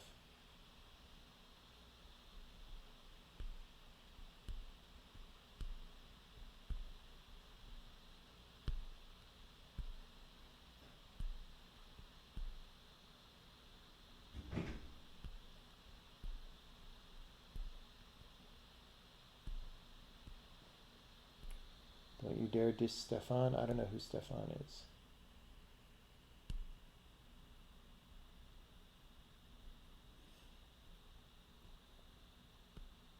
How can you tell if all your effort making some feature is going to result in a boring game? Is playtesting the only solution? I mean, no. This is a thing that you just get better at as a designer, or that I got better at as a designer. Um, like early on, I would have ideas that I thought were cool, but they weren't like, didn't exactly match up to things that really made a game good, right? And just the more experience that I got, both playing games and paying attention to the games that I played, but also designing games, um, just the more I was able to have ideas that were clearly pretty good to start. And then of course you refine them and all that. But so you can playtest as a reality check to see if people are finding the thing that you think is supposed to be interesting, if they're actually finding it interesting. But you should know if it's interesting before you do the playtest. You shouldn't go around begging people to tell you if your game is interesting. That's not You already have problems if that's what you're doing. Am I fast naturally? Do you have fast hands as in punches and stuff? Um, Compared to who? I'm faster than some people, slower than other people. I did have a weird neck problem for a while that meant that especially my left arm was a little bit, it had some lag because the nerves in my neck were not happy.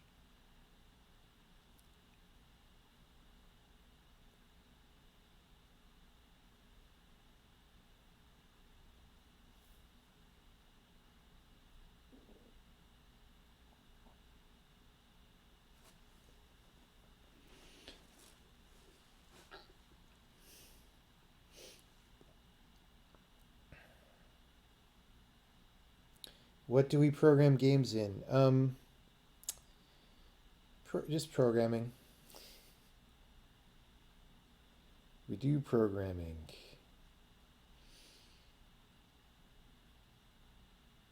Any recommendations for getting your game noticed?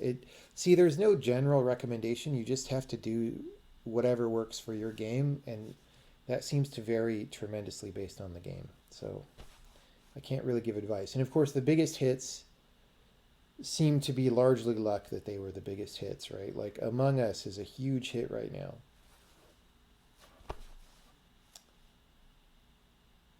Am I streaming more because COVID has cut down on human interaction?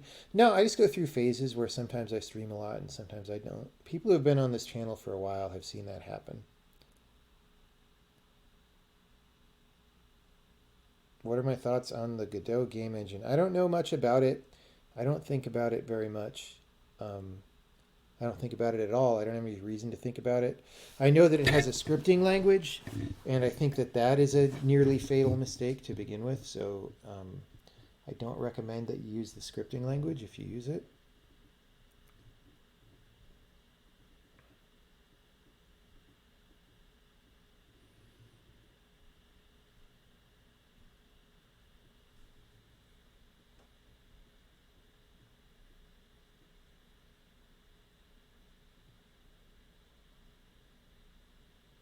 Why are scripting languages bad? I have a rant about that on YouTube that someone could probably link you to.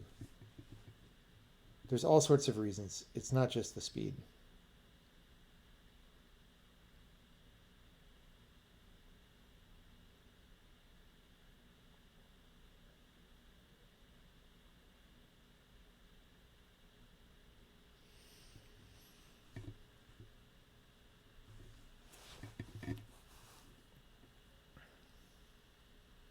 All right, everybody. I think I'm going to go to bed. Sorry for everybody who just showed up and is asking questions. Um, but it's bedtime for me. I'm on the east coast of the US right now, or not on the coast, but I'm in that time zone. So, yeah, it's sleepy time. But we got some good things. Oh, we got some good things done. And we could go try to raid somebody now, though, because we haven't done that in a while. Let's see. How do we do science and technology? Look, we were just talking about that.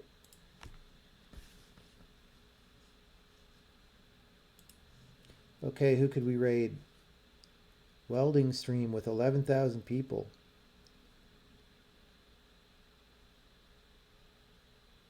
That's pretty great. Um,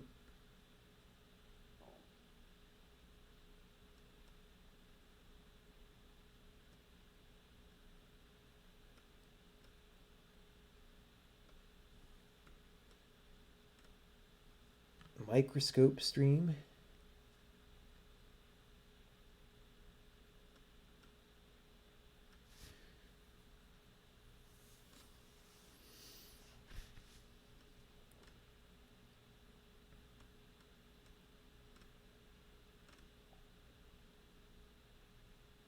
$2D platformer.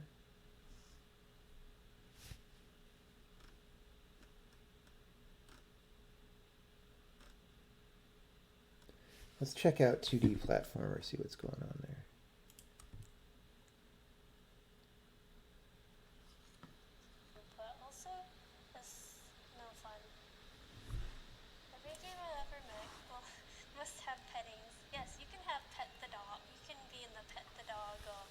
Twitter thing. Null reference exceptions. Okay, so we set up the mushroom Is tag. this We can is this change it Godot to a whatever game later engine? on. No, it's Unity because of all the But boxes, right? da da da da, we gotta go make our monster script. And it's C Where sharp. I have too many things over here. All right, well, we could raid this. So thanks for coming by. And I'll see y'all later on.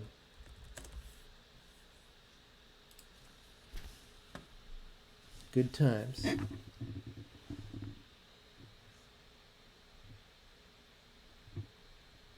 I'll see you next time.